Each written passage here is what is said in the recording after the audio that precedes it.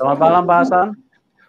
Selamat malam Pak Yusuf, Pak KC dan Pak Foreskam. Iya. Ini malam Pak Hasan. Masa COVID ini nggak salah menyampaikan salam sehat untuk semuanya. Ya, salam tapi sehat. Pak Hasan.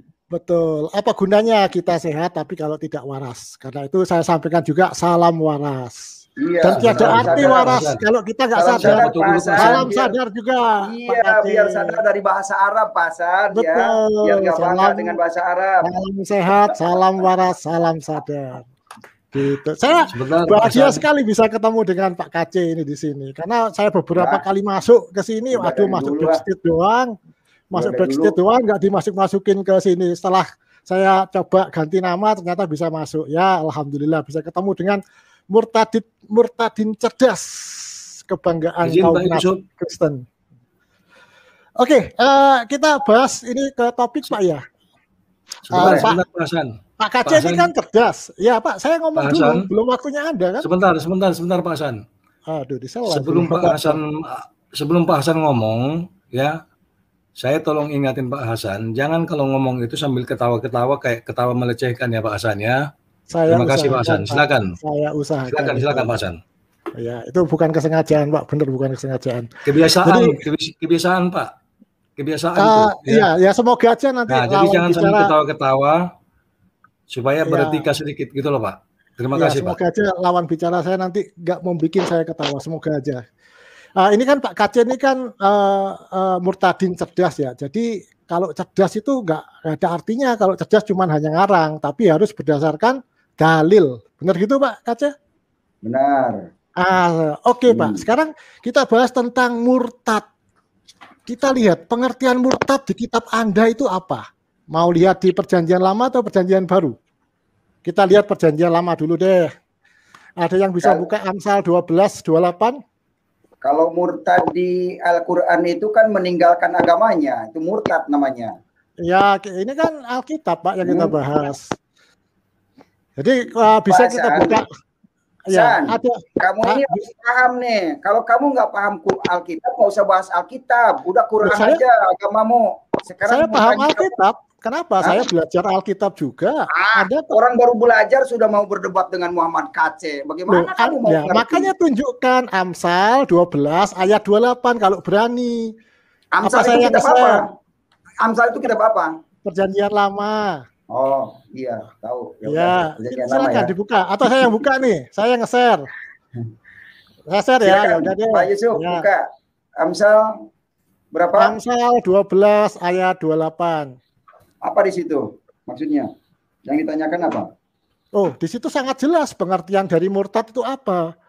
Di jalan kebenaran terdapat hidup, tapi jalan kemurtadan menuju maut. Nah, murtad itu menuju maut, Pak. Mau lihat di yang perjanjian baru bisa. Kita lihat di 1 Timotius 4. Sekarang murtad jangan lari-lari itu dulu satu ayat. Lu satu ayat. Oke. Nggak usah marah. Katanya kan agama kasih. Bukan. Kamu itu mau ngapain di sini? Bukankah mau membahas satu diskusi ayat, tentang murtad. Arahnya kemana agar teredukasi penonton gitu loh. Betul. Oke Pak, setuju. Oke, Amsal dulu deh. Murtad itu ternyata di situ menuju maut, Pak. Anda kok bisa bangga dengan murtad? Jadi pengertian murtad di sini adalah meninggalkan ajaran rasul-rasul, meninggalkan ajaran utusan Allah. Terus bagaimana dengan Kristen kok dikatakan meninggalkan? Siapa rasul-rasul di situ? Siapa rasul-rasul di situ? Oh, ada Nabi Musa, macam-macam lah. Enggak, jangan macam-macam. Kamu memberikan dalil itu jangan macam-macam, tidak ada dalil macam-macam. Oh iya. Kamu harus jelas dulu ayatnya, suratnya. Sudah jelas. Amsal 12 ayat 28. Iya. Mau saya tambahkan lagi ayat tentang kemurtadan. Nanti dulu kita bahas dulu. Sebentar teman-teman, sebentar. Pak Lukman Hakim tolong jangan merokok ya, Pak. Supaya karena konten kita ini mengedukasi orang. Oh, saya kira udah mati saya. Masih terhubung ya, Pak? Atau linknya ditutup kameranya. Ya kameranya ditutup aja kalau Anda mau merokok. Merokok tidak sehat juga Pak Lukman. Oh iya Pak. Saya bangga dengan Pak Hasan. Terima kasih Pak. Oke. Ya, udah jelas kan di situ? Amsal 12 ayat 28. Di jalan kebenaran terdapat hidup, tetapi jalan kemurtadan menuju maut. Iya. Makanya harus hidup benar. Jangan murtad. Jangan murtad dari Yesus, ya. Bukan murtad dari Islam. Kalau murtad dari Islam itu meninggalkan kegelapan menuju terang, karena Islam itu masih menanyakan jalan yang lurus. Ihdinas siratal mustaqim, tunjukilah kami jalan yang lurus. 17 kali siang malam dibacakan, tidak ketemu-ketemu jalan yang lurus. Itu kegelapan. Kalau murtad dari Islam itu menemukan jalan yang lurus, menemukan petunjuk gitu loh, menemukan hidayah. Tapi kalau dari Kristen, dari Alkitab kepada kitab kuning, kepada kitab hadis itu menemukan kegelapan. Itu ya, San. Oke, Pak, menurut kitab Anda, murtad ini artinya keluar dari ajaran nabi-nabi, termasuk Anda. Di mana Yesus pernah mengajarkan menyembah dirinya? Nggak ada kan? Lah, terus Anda menyembah Yesus ini mengikuti ajaran siapa? Ada surat Yohanes, Injil Yohanes 14 ayat yang ke-7, ayat yang ke-9, ke-10 itu kan jelas di situ. Dibuka, silakan dibuka. Ya? Iya, silakan dibuka. Di mana perintah Yesus menyembah dirinya? Nggak ada. Nasib Anda itu nanti ada di Matius. Tunggu dulu, San. Anda tahu nggak arti penyembah? San, Anda tahu nggak arti kata nyembah? Menyembah itu artinya dalam hal ini beribadah, meminta pertolongan, berdoa. Arti ibadah itu apa? Arti ibadah itu apa? Ya meminta sesuatu, berdoa, memuji dan sebagainya itu ibadah. Anda definisi ibadah saja tidak paham. Menyembah juga nggak paham. Ya, definisi orang cerdas gimana nih? San dengerin. Anda sering sholat 5 kali sehari semalam, dapat apa? Katanya ibadah itu meminta, berdoa. Bener kan? Dapat apa? Hasil sholat dapat apa? Dapat pahala. Sholat yang benar itu akan mencegah perbuatan munkar. Saya tanya pahala seperti apa? Kalau Anda bisa menunjukkan soal pahala, saya balik lagi. Pahala itu seperti apa? Pahala itu yang menjadi saya untuk menuju ke surga. Bagaimana mungkin, San? Kamu bagaimana mungkin masuk surga? Muhammad saja tidak bisa menunjukkan dia masuk surga. Masa kata siapa? Baca baca Quran, makanya kamu baca Quran itu mesti paham. Baca Quran surat 46 ayat 9, silakan baca. Surat 46, baca ya. Saya tunjukin dalilnya ya. Oke, nih kan, dengerin. Ini beralih nih dari masalah murtad ini, masih belum selesai itu. Iya, sama juga kan. Kamu membahas tentang ibadah ya. Saya baca, saya kirim ayatnya. Loncat ya. Surat 46 ayat yang ke-9. Di sini jelas ya. Silakan baca. Oke, saya ini ayatnya ya. Saya akan share screen ya. Nih. Jadi jangan berdusta Anda di sini. Harus jelas dalilnya ya. Lihat. Nah, itu baca. Silakan Anda baca Arabnya, nanti biar saya terjemahnya. Oke, saya. Kenapa? Sebentar. Kenapa saya baca Arabnya? Ya, Anda orang Islam harus paham Quran loh. Anda orang Kristen harus bisa baca bahasa asli kitab Anda dong. Gimana? Saya baca ini, Anda baca ini yang kita bahas. Ini yang kita bahas ini ayat Al-Qur'an. Sebentar, kamu bisa baca Quran nggak? Kalau tidak, jujur aja ngaku biar saya bacain. Saya bisa. Silakan baca. Sebentar. Silakan. Saya kalau baca, tapi Anda bisa nggak baca kitab asli Anda? Silakan baca dulu. Nanti dulu. Nggak usah diganti. Udah ini dulu baca San. Jawab dulu. Baca Hasan biar dengar orang lain. Jawab dulu. Biar orang lain itu mengerti. San, silakan baca. Loh, dijawab dulu kok nggak mau sih? Baca dulu. Anda bisa baca kitab Anda juga nggak? Lu San dengan gua. Bisa nggak? Biar kamu dapat ganjaran. Kamu kan bilang tadi baca satu huruf aja Al-Quran dapat ganjaran. Sekarang baca loh. Ganjarannya banyak nih, berapa huruf nih? Iya, betul. Sekarang Pak KC ini bisa membaca kitab aslinya nggak? Udah baca ini dulu lah. Kamu ini harus selesaikan dulu perkara satu persatu. Ini kan kita mengedukasi penonton. Bukan bisa baca. Bisa baca kitab asli Anda nggak? Saya ingin tahu. Bisa. Hasan bisa. Oke, Pak. Ada dibuktikan ya, Pak Yusuf. bahwa Pak KC bisa membaca bahasa Ibrani atau Yunani. Saya kunci, pokoknya Hasan suruh baca Arab ini.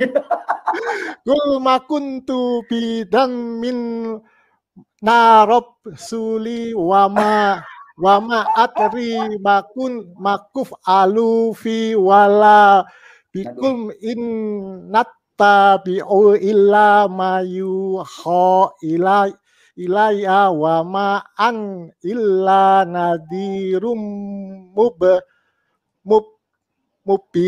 Oke, Pak. Ya, memang saya lagi belajar, tapi masih nggak apa-apa, San. Sekarang giliran Anda baca kitab Anda. Oke, San, begini. Memalukan ya umat Islam ini kalau baca Quran kayak begini. Ya, yang benar itu begini baca Quran. Ini saya contohin ya. Ulma kuntu bid'an minar rusuli wa ma adrima yuf'alu biwala bikum in attabi'u illa ma yuha. Kalau qiraat saya ngajinya masih surat Al-Mulk, Pak. Illaya wa ma ana illa nadirum mubin. Nah ini Bayati nih. Diharkat nih. Kalau masa qiraat saya juga bisa. Jadi dengar dulu dong. Oke. Sekarang bacanya saja sudah belepotan. Hasan. Bacanya aja udah belepotan. Kemudian Anda mau ngetes Ayo, kalau masalah qiraat saya juga bisa. Saya ngajinya belum sampai surat itu. Saya masih nyampe surat Al-Mulk kalau qiraah. Nah, gini, kita bukan mau bahas soal qiraahnya, kita kan bukan mau bahas soal nadanya, tapi kita bahas esensinya. Silakan baca ini artinya. Loh, silakan aja. Esensinya kemana arah ini? Iya, terus baca sebelumnya dong, ayat sebelumnya dong. Nih, katakanlah Muhammad, aku bukan rasul yang pertama di antara rasul-rasul.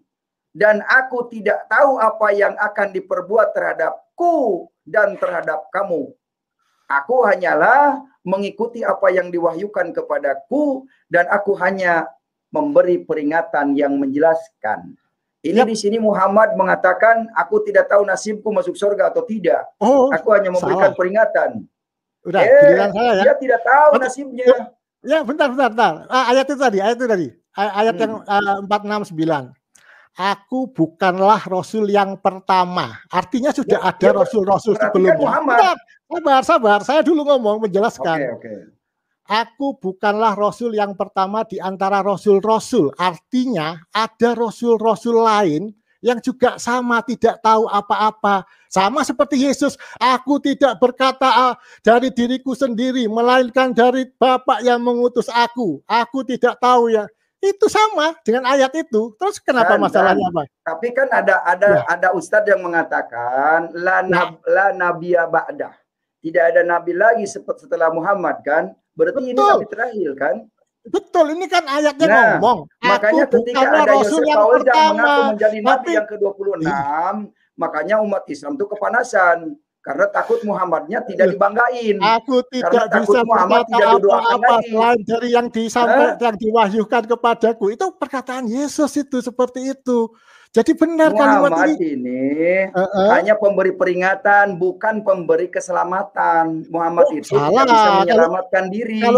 Kalau masalah keselamatan, ada ayat yang lain.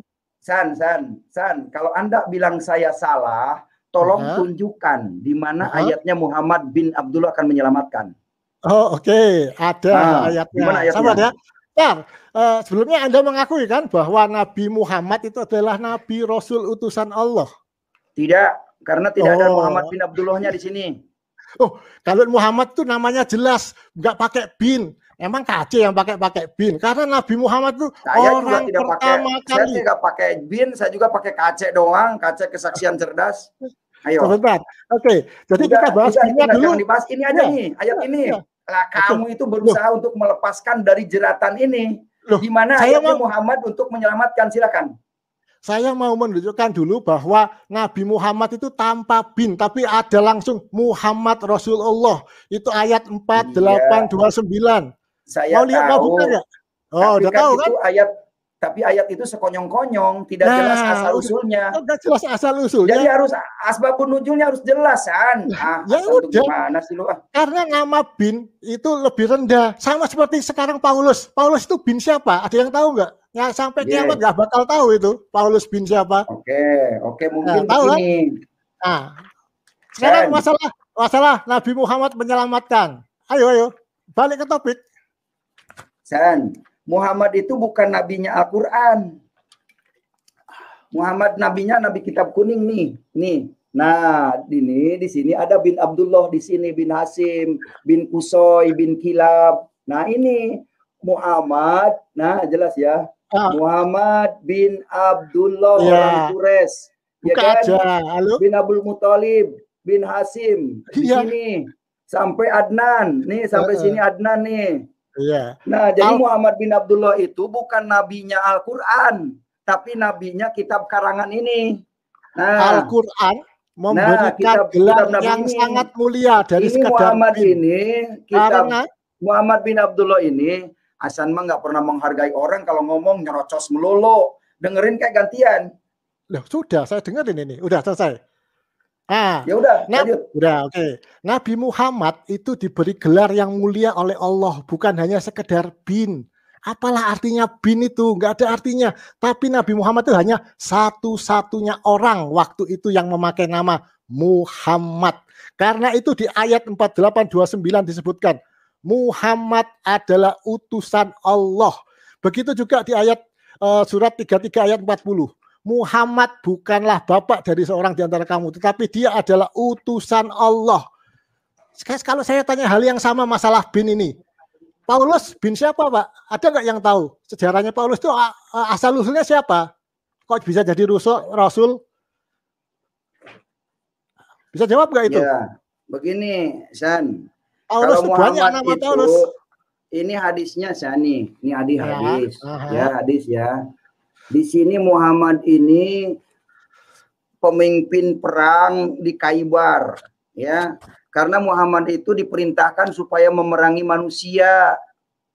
Ya, sebagaimana katakan hadis Sahih Muslim nomor 30.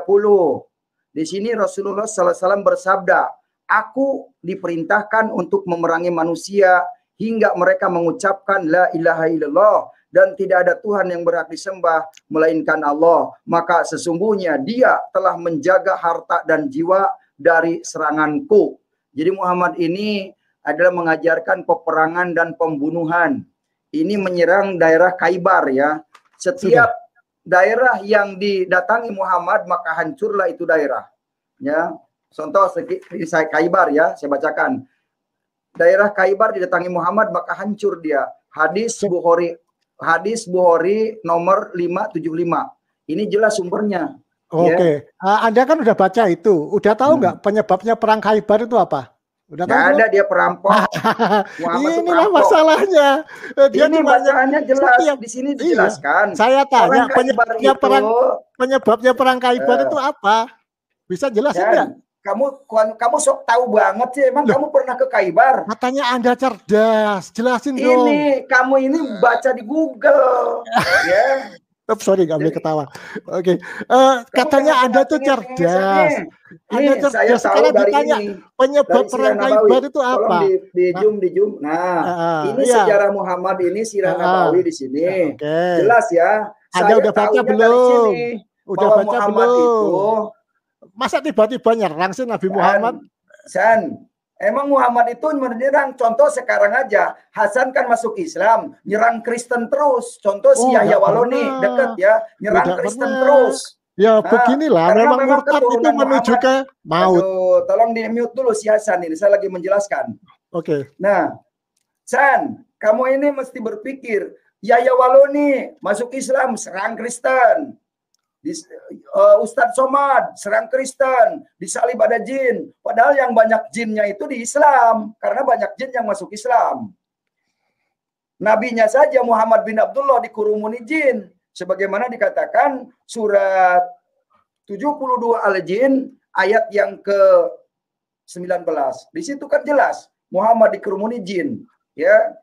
Jadi Anda itu jangan bikin ngarang bebas di sini. Saya bacakan ayatnya.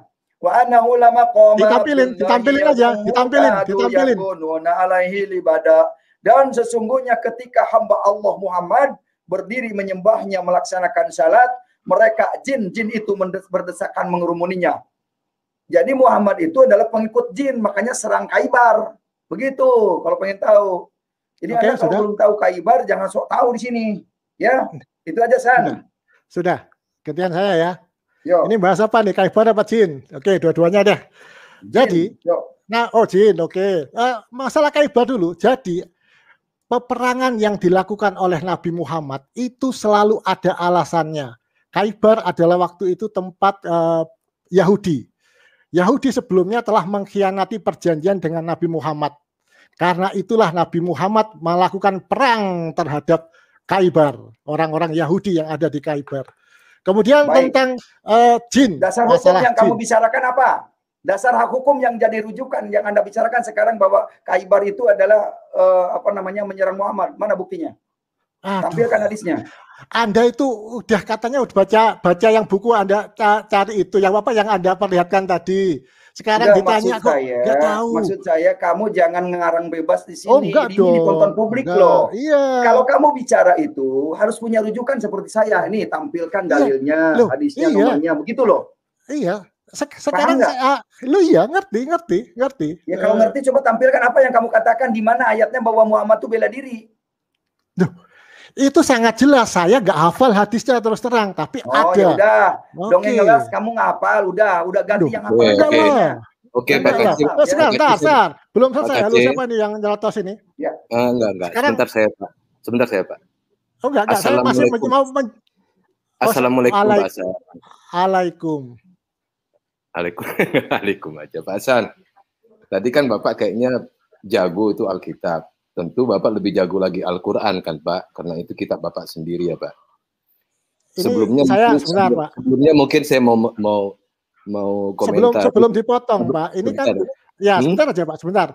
Saya ini kan diskusi dengan Murtadin cerdas. Kalau yang namanya cerdas itu nggak butuh tentara bayaran, Pak. Kecuali kalau Anda memang menganggap Pak Kacil udah nggak mampu. Saya nggak ada ini, Pak. Saya cuma mau bertanya tentang ini framing ini udah fitnah lagi nih. Jangan dasar begitu, keturunan jin. Loh, ini yang cerdas kalau minta dibantu gimana sih? Bapak cooling down dulu. Saya coba baca ini judulnya Pak Yusuf. Ya, ini kan tentang Yahya Waloni. Sebenarnya Yahya Waloni ini jauh lebih hebat daripada Muhammad loh, Pak. Kenapa? Karena Muhammad hanya bisa memualafkan jin, sedangkan Yahya Waloni ini bisa memualafkan kursi, Pak. Jadi dia lebih hebat. Jago ini kalau Yahya Waloni ini. Kalau Muhammad kan katanya jin yang dimualafkan, dia kursi, Pak. Bayangkan. Gini Pak, itu candaan di awal ya Pak, jangan sakit hati. Enggak sakit hati sama sekali. Pak Kace izin ya Pak Kace. Iya, lanjut. Sudah. Pak, saya mau nanya Pak, mungkin Pak Yusuf tolong bantu bukakan surat Al-Araf atau surat 7. Pak, ini tadi yang belum selesai bahas jin ini kok malah lari lagi. Nggak apa-apa, kita udah paham semua Pak itu. Enggak dong. Giliran saya menjelaskan dong. Enggak apa-apa. Pak Yusuf bisa bantu. Silakan Anda, saya akan menjawab masalah jin. Silakan Anda bertanya, nggak akan saya jawab. Iya, surat apa Pak? QS 7 ayat 19 Pak. QS 7 ayat 19, sebentar. Saya nggak perlu jawaban Bapak juga. Saya cuma mau menjelaskan ke seluruh orang yang ada di room ini, Pak. Oh iya, silakan aja, saya nggak jawab. Iya. Sebentar, Pak. Jangan ngegas ya, Pak. Pelan-pelan aja. Oh, saya slow, Pak. Iya. QS 7 ayat berapa, Pak? 19. Ya.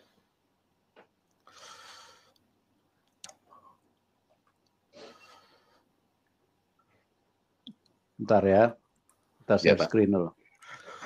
Nah, selagi nunggu share screen gimana kalau saya bahas jin tadi itu? Enggak. Iya, San. Udah, silakan Anda bahas. Nah, Iyalah, ini kan andalannya Pak Kaci itu kan jin melulu. Iya. Kamu bisa nyanggah nggak bahwa Muhammad itu akan menyelamatkan? Silakan Sangga, di mana ayatnya Muhammad akan bisa menyelamatkan umatnya? Jangan loncat-loncat dong Pak Kaci, kita bahasin dulu lah. Oke. Ketemu nih, silakan Pak. Lanjut dulu.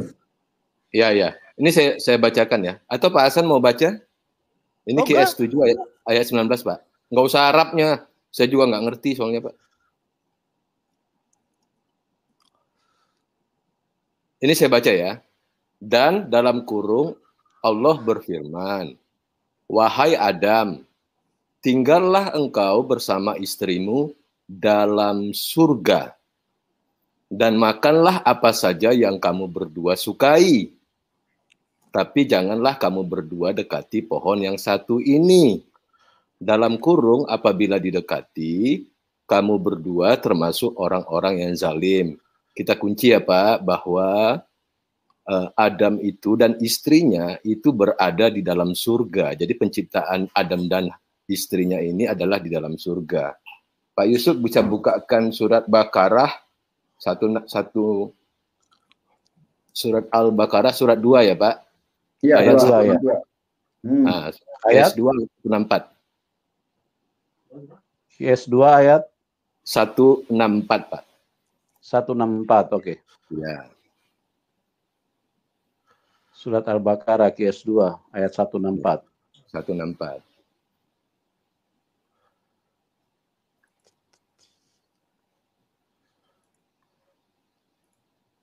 Ya. Ini. Ya. Silakan. Sesungguhnya pada penciptaan langit dan bumi, pergantian malam dan siang, kapal yang berlayar di laut dengan muatan yang bermanfaat bagi manusia.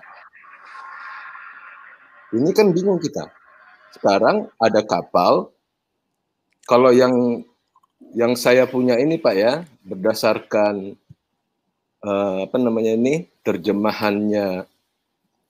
terjemahannya tafsir web 164 ini saya bacakan, ini lebih jelas lagi Pak.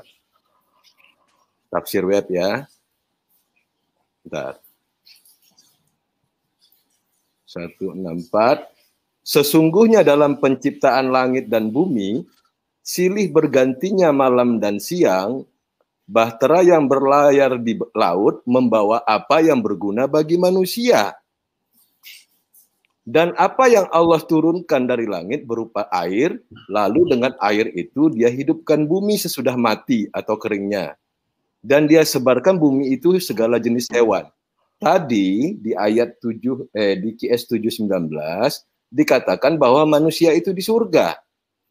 Di QS 2 164 ini dikatakan bahwa manusia itu di bumi. Ya. Dan makanan yang dimakan oleh manusia itu dibawa oleh bahtera yang berlayar.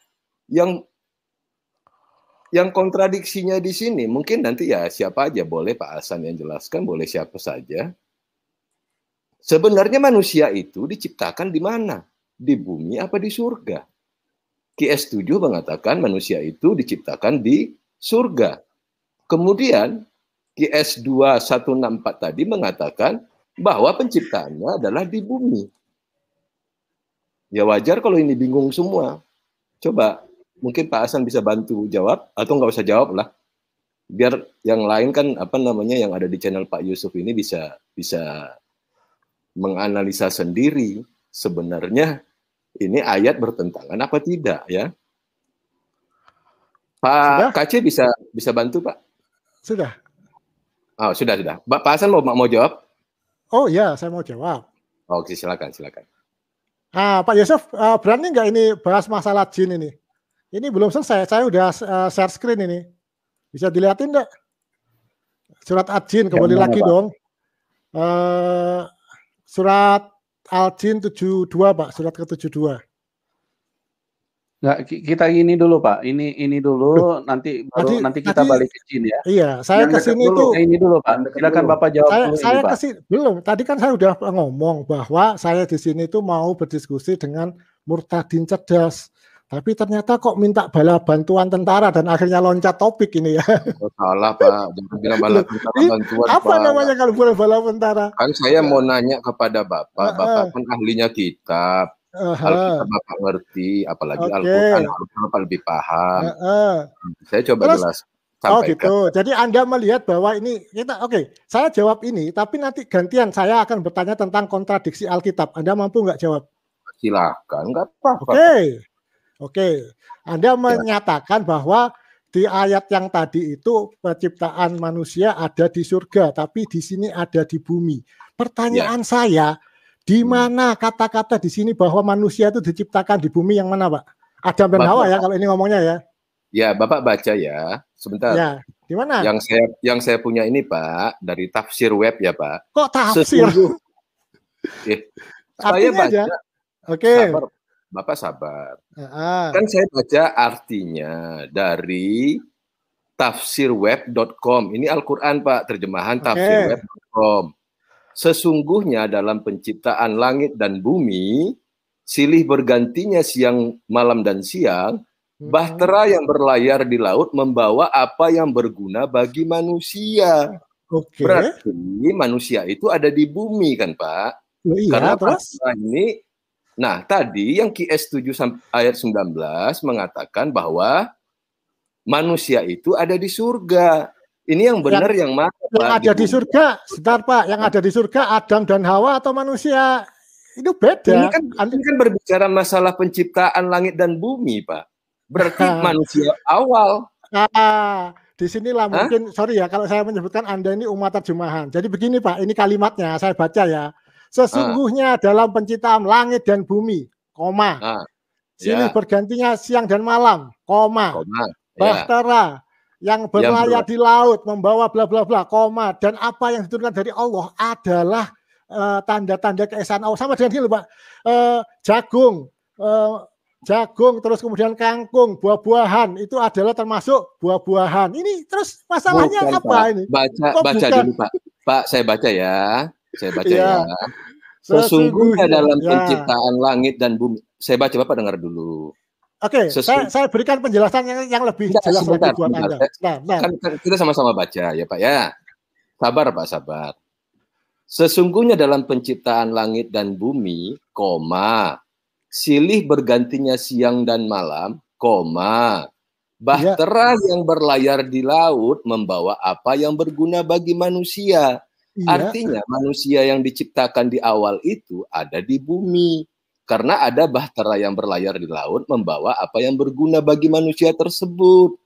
Dan apa yang Allah turunkan dari langit berupa air, lalu dengan air itu dia hidupkan bumi sesudah mati. Nah sekarang kan jadi pertanyaan, ya kan muncul pertanyaan Pak. Di QS 7 ayat 19 tadi jelas dikatakan bahwa Adam itu ada di surga.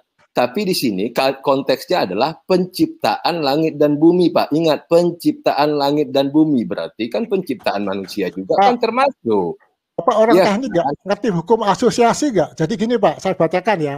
Sesungguhnya dalam penciptaan langit dan bumi terdapat tanda-tanda keesaan Allah. Kemudian silih bergantinya malam, terdapat tanda-tanda keesaan Allah. Bahtera yang berlayar di laut, terdapat tanda-tanda keesaan Allah, dan seterusnya. Jadi ini bukan masalah penciptaan. Bapak bacanya jangan putus. Bahtera yang berlayar di laut membawa apa yang berguna bagi manusia. Pak, sorry, ini sangat tidak bermutu sekali ini. Kenapa tidak bermutu?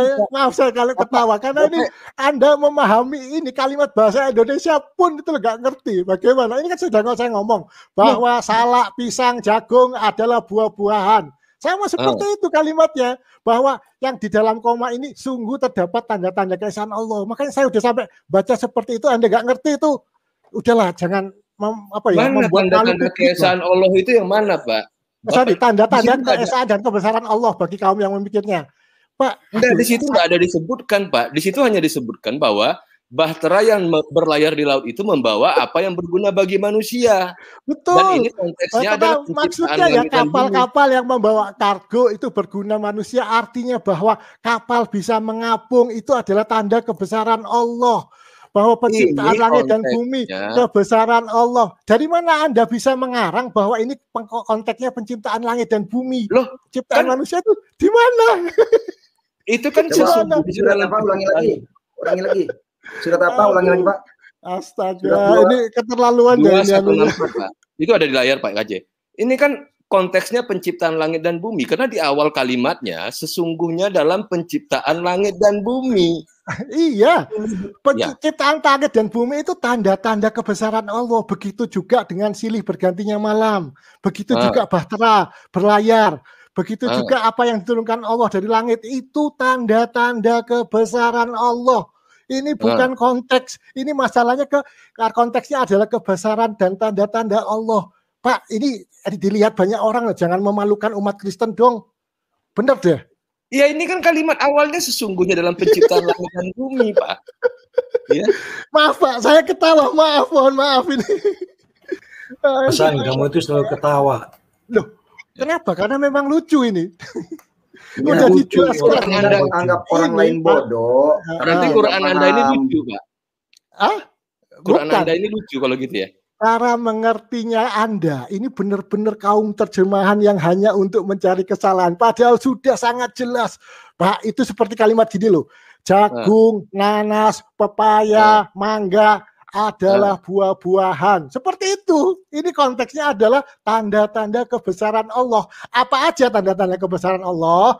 Penciptaan langit dan bumi, silih bergantinya siang malam, bahtera yang berlayar, turunnya langit, air dari langit. Kemudian apa itu? Dia hidup bumi setelah mati, keringnya. Itu. Terus gimana bisa diartikan bahwa ini adalah konteks penciptaan? Makanya karena di awal katanya itu kan ada sesungguhnya dalam penciptaan langit dan bumi. Kita membacanya seperti itu. Ya, makanya kami menyebut Anda itu umat terjemahan. Mohon maaf sekali. Karena memang seperti itu. Paham sebenarnya, makanya susah ngomong dengan orang gagal paham ini. Nyambung. Gini aja. Kita serahkan pada netizen lah yang menilai ya. Kalau saya merasa dianggap benar sendiri, sedangkan Pak PTL Channel dianggap merasa benar sendiri, ya monggo, silahkan. Tapi ini sangat diketawakan Pak sama Muslim ini diketawain ini. Pak, kalau misalnya yang bisa mengapung di laut itu, kapal yang bisa mengapung di laut itu bukan hukum Allah, Pak. Itu hukum Archimedes, Pak. Loh, semua yang ada, hukum-hukum yang ada itu, Pak, itu berasal dari Allah. Hanya Archimedes saja yang menemukan pertama kali. Anda itu gimana sih? Aduh. Itu kalau iya, contohnya Pak, di Al-Quran itu dijelaskan ada namanya galaksi 1400 tahun yang lalu di surat Al-Buruj. Itu bagaimana bisa Al-Quran bisa menginformasikan bahwa bintang-bintang di langit itu ada yang namanya galaksi 1400 tahun yang lalu. Itu bagaimana? Ya bahkan lebih hebat lagi, Pak, bahkan lebih hebat lagi. Allah sendiri mengatakan bahwa matahari itu berjalan dalam garis edarnya, Pak, di peredarannya. Nah, iya, betul itu, Pak. Ya, kalau itu hebat, Pak. Yang saya tahu itu, Pak, ya, ilmuwan manapun mengatakan bahwa matahari itu tidak beredar, Pak. Yang beredar itu adalah planet-planet yang mengitari matahari. Oh, kan, gitu. Kan yang goblok gitu ya. Allah ya, Pak. Galileo Galilei mengatakan bahwa matahari itu adalah pusat dari tata surya. Bumi sebagai salah satu planet yang mengitari matahari itu berputar mengelilingi matahari. 1 tahun Masehi itu sama dengan 1 kali putaran atau rotasi bumi mengelilingi matahari. Oh gitu, oke. Udah ya. Jadi matahari itu tidak pernah bergerak, Pak. Dia tetap daripada posisinya karena dia adalah pusat dari tata surya. Oke, gitu.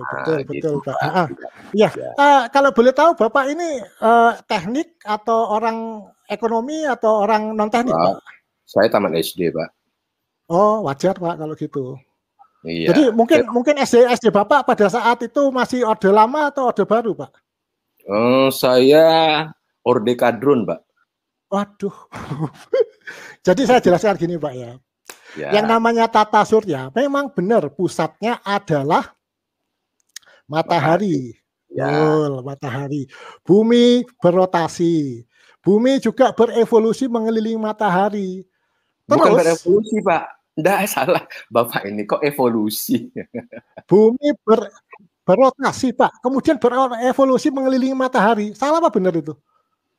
Bagaimana bumi berevolusi, Pak? Aduh. Mengelilingi matahari namanya apa, Pak? Berotasi, Pak, bukan berevolusi. Astaga. Pak, yang namanya rotasi itu berputar pada sumbunya. Mungkin Bapak lulusan SD tadi ngakunya gitu kan, makanya nggak tahu. Pusatnya itu adalah matahari, Pak. Iya, makanya saya ngomong, Pak. Makanya dia berotasi mengelilingi matahari gitu loh, Pak.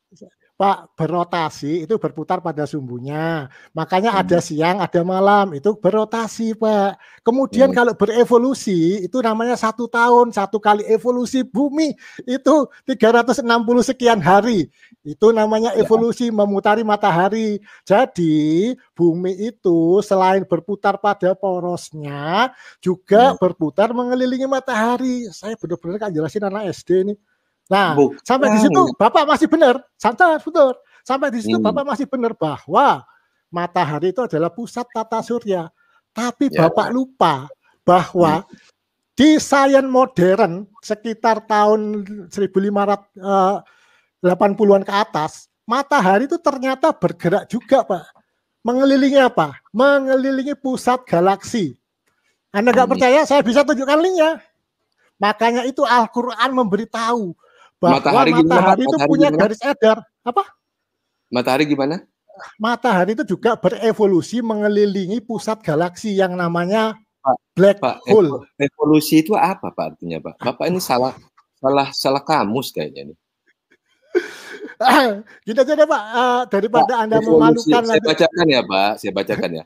Evolusi merupakan suatu bentuk perubahan, pertumbuhan maupun perkembangan yang terjadi pada sesuatu yang lebih baik, termasuk perubahan yang terjadi pada makhluk hidup secara bertahap. Dan evolusi. Misalnya monyet jadi manusia menurut teori Darwin, itu evolusi, Pak. Nggak ada matahari berevolusi, Pak. Bapak ini salah. Ya. Pak, yang berevolusi itu kayak teori Darwin tuh, Pak. Ya, manusia katanya berevolusi menjadi monyet katanya berevolusi menjadi manusia. Nah, sekarang kalau matahari berevolusi dia jadi apa, Pak?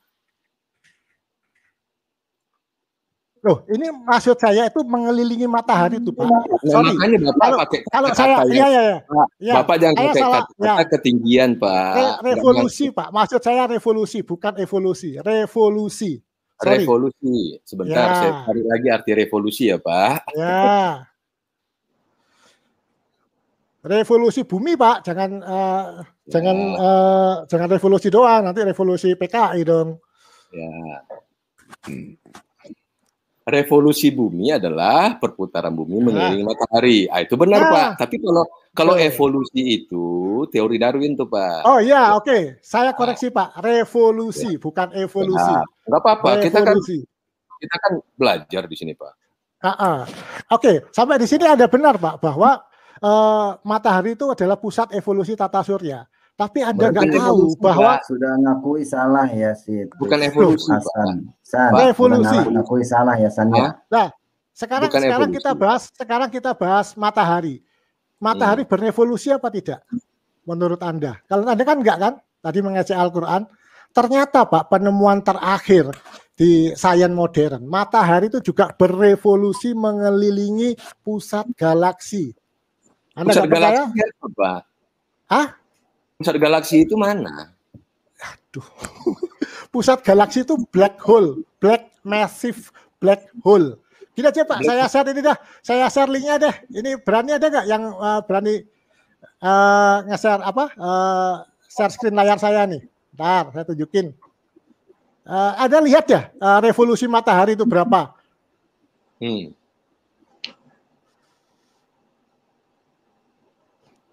Jadi ada sangat kelihatan picik sekali bahwa menyatakan bahwa matahari itu statis, Pak. Itu sangat salah. Matahari itu ikut berevolusi mengelilingi black hole, mengelilingi pusat galaksi. Di mana, Pak? Itu pengetahuan dari mana itu, bahasa? Anda jangan ngarang-ngarang ini. Saya tidak ngarang, Pak. Dia itu pusat tata surya, Pak. Dia ngiling-ngilingi siapa, Pak? Yang ada seluruh planet ini berputar atau berevolusi ya, Pak. Berevolusi, bukan berevolusi ya. Mengelilingi matahari. Itu, Pak. Matahari berevolusi mengelilingi pusat galaksi, Pak. Pusat galaksi seperti itu. Apa? Lah, Anda galaksi aja nggak tahu, terus gimana saya harus jelasin? Ya jelasin lah, Pak. Galaksi itu apa? Jadi, jadi begini, Pak. Kalau ada kita itu ada di Milky Way galaksi namanya. Pusatnya itu berupa black hole. Semua bintang-bintang itu berputar mengelilingi black hole tersebut, termasuk matahari. Anda ngerti nggak bedanya matahari dengan bintang apa? Ya jelaskan aja, Pak. Loh, enggak. Saya tanya Anda, ngerti nggak? Ya dijelaskan saja, kan nggak apa-apa. Loh, iya. Coba ngerti nggak? Ya, apa bedanya ya, Pak Hasan? Apa bedanya matahari dengan bintang? Ya, matahari menerangi bumi. Kalau bintang melempar setan, Pak Hasan. Ya, kan, aduh. Bilang bintang-bintang untuk melempar setan. Iya benar. Itu jelaskan di situ. Oh ya, jangan lari dulu. Ini masalah, jangan lari ke situ dulu. Ini masalah tentang Ginilah Pak. Iya, tentang matahari itu statis atau bergerak. Gini lah, Pak. Aja lah, Pak. Nanti biar orang Kristen kan pasti punya background punya background science lah ya.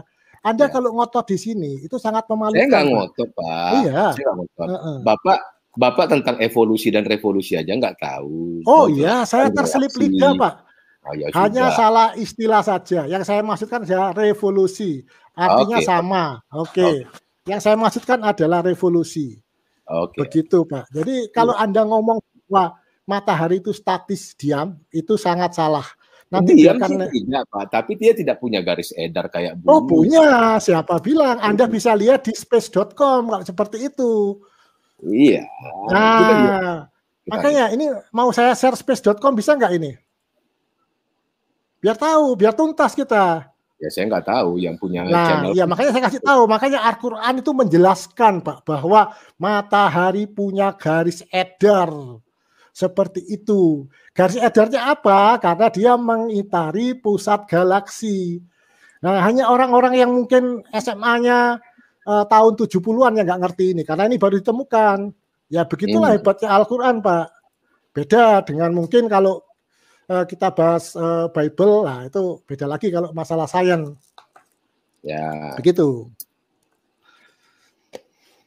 Oke, lanjut nih. Topik apa lagi nih sekarang? Ya, yang jin tadi, Pak, nggak apa-apa. Oh ya, jin. Wah, saya harus banyak ngomong nih gara-gara Pak Kace nak diam doang nih. Iya, silakan sekenyangnya ya. Saya memberikan keleluasaan.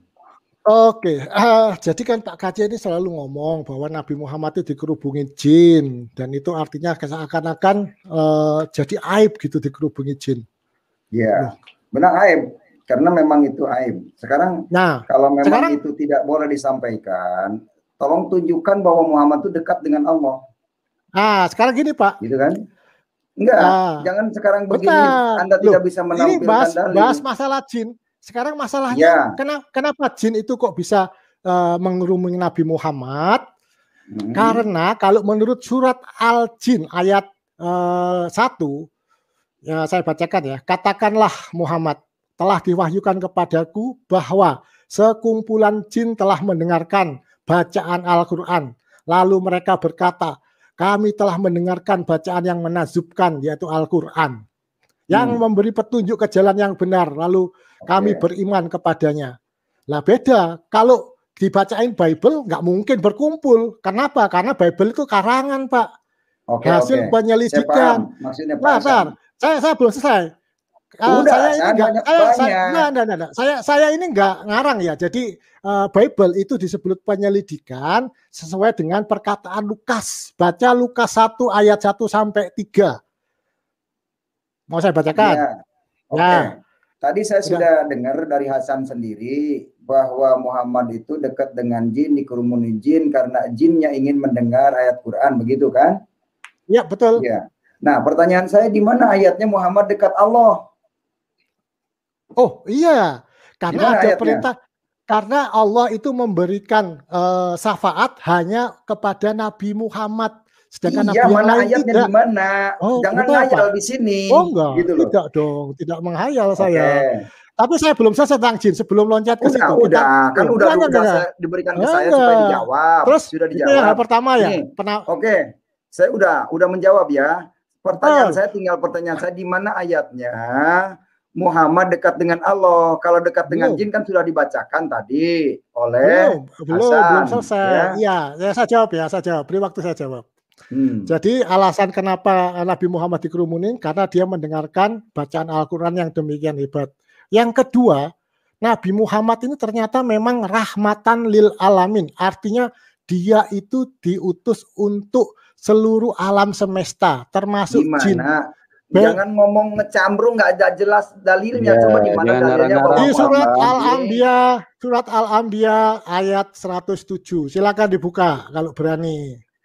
Al-Anbiya itu tidak menyebut Muhammad di situ, tapi Isa Al-Masih. Karena Isa Al-Masih.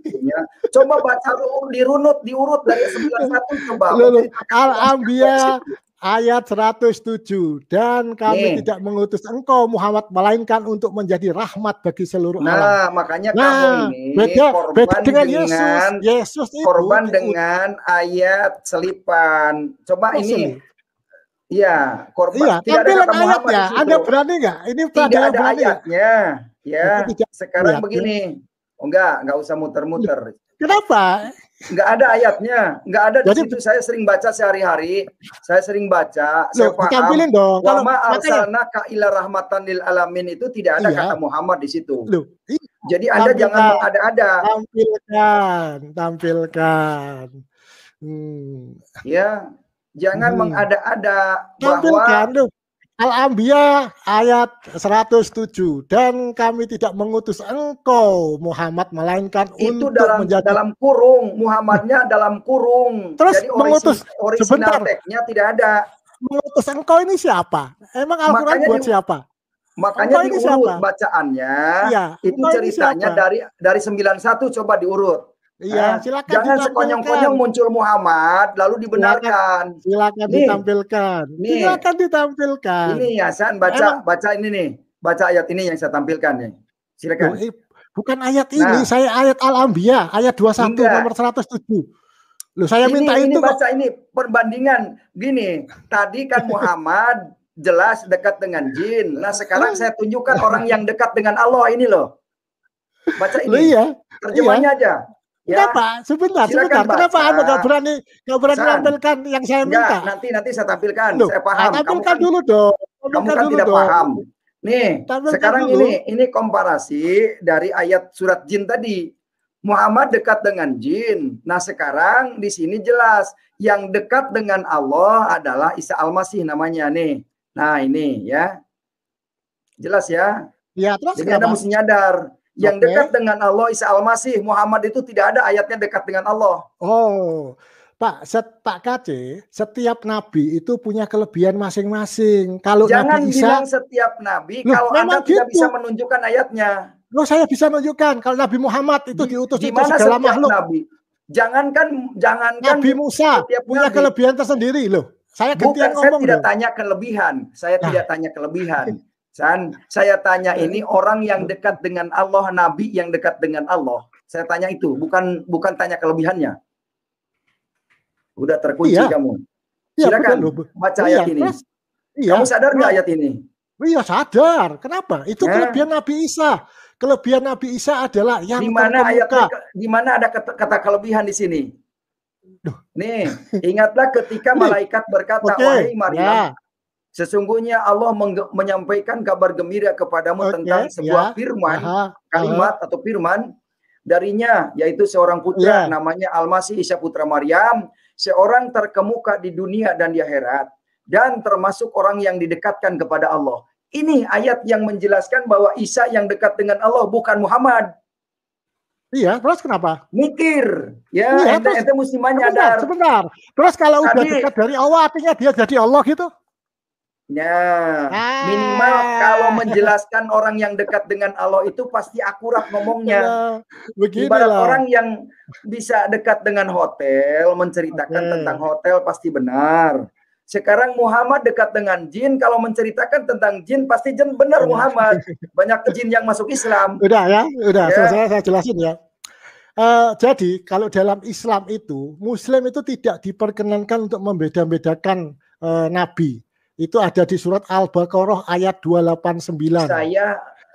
Sebentar, giliran saya jawab dong. Perbedaan nabi. Saya tidak membahas perbedaan nabi, tapi saya membahas tentang orang yang dekat dengan Allah. Nabi yang didekatkan kepada Allah ini ya. Ada ketakutan kenapa kalau saya bukan ketakutan karena kamu ngawur di sini. Ngawur, saya pakai dalil. Ada karena yang tidak ada di Al-Qur'an kamu bilang adakah diadakan. Gitu loh. Al-Baqarah ayat 289 bahwa umat Islam itu tidak boleh membeda-bedakan nabi. Setiap nabi punya kelebihan masing-masing. Iya, Al-Baqarah itu. Tapi kan konteksnya saya ini bukan membeda-bedakan, tapi kan perbandingan tadi kan jelas Muhammad itu dekat dengan jin, dikerumuni jin. Nah, sekarang komparasinya Isa Al-Masih dekat dengan Allah. Iya, karena jadi saya memberikan apa namanya tawaran kepada penonton, silakan mau ikut Muhammad yang dekat dengan jin atau ikut Isa Al-Masih yang dekat dengan Allah. Itu aja. Anda framingnya keliru. Isa Al-Masih itu hanya disuruh untuk Bani Israel. Itu tertuang jelas ngawur di mana ayatnya? Di mana ayatnya? Di mana ayatnya? Jadi kamu ngomong itu harus berdasar. Oh iya dong. Iya dong. Jangan ngomong hanya Bani Israel. Mana ayatnya? Bisa tampil enggak? Oh oke. Sebentar, saya cari Pak. Mau Alkitab apa kitab Al-Quran? Jadi begini, ini kan mengedukasi penonton, biar penonton tahu. Tadi kan kamu sudah baca bahwa Nabi yang dekat dengan jin adalah Muhammad. Sebagaimana dikatakan surat jin ayat 7, ayat 19 ya. Nah ini Nabi yang dekat dengan Allah. Makanya Hasan mau pilih yang dekat dengan Allah atau mau tetap mengikuti yang dekat dengan jin. Anda framingnya salah. Jadi Nabi Muhammad itu Nabi untuk setiap semua makhluk. Kalau Isa, Nabi Coba Isa tunjukkan. Yesus, Kamu ayatnya di Al-Zukhruf ayat 59. Al-Zukhruf ayat 59. Pak Kaceh, sebentar saya ini dulu si Hasan ini. Al-Zukhruf. Halo. Bantuan lagi nih. Hasan. Hasan. Al-Zukhruf. Diam dulu kamu sebentar. Ya, lo ini waktu saya, ngapain kamu ikut-ikut? Kamu ikut-ikut, saya boleh berbicara. Ya, siapa yang membolehkan kamu bicara? Saya mau berbicara sama kamu. Ini Kristen, kenapa nggak berani nampilkan ayat yang saya minta ya? Ada apa ini? Katanya cerdas. Sebentar Hasan, kamu diam dulu, jangan ngoceh kamu. Abdul, sebentar. 59. Sebentar, kamu diam dulu, Abdul. Al-Zukhruf 59. Biar tahu kedudukan Isa. Dul. Abdul, kamu diam dulu. Kamu bisa diamin nggak? Dul, kamu ngoceh kayak seperti unta. Unta bisa ngoceh. Kesetanan. Ketawa lagi kamu lagi. Ya, diam dulu. Kamu bisa diam dulu enggak? Mending kamu diam dulu bisa. Daripada melucu di sini. Hasan, kamu bisa diam dulu enggak? Satu-satu bicaranya. Oke. Itu dong, kamu ini. Kamu seperti Abdul. Ketawa lagi. Kamu itu kayak jin gua hero. Kamu diam dulu bisa enggak? Saya ngomong aja lah, ngapain? Oke, saya mau tanya sama kamu. Tadi tanya lagi, ini lari kan, ini lari lagi nih, loncat-loncat kayak dengar dulu, kamu kok tanya lagi? Kamu tanya dulu, kamu diam dulu. Udah, Kaceh ini kan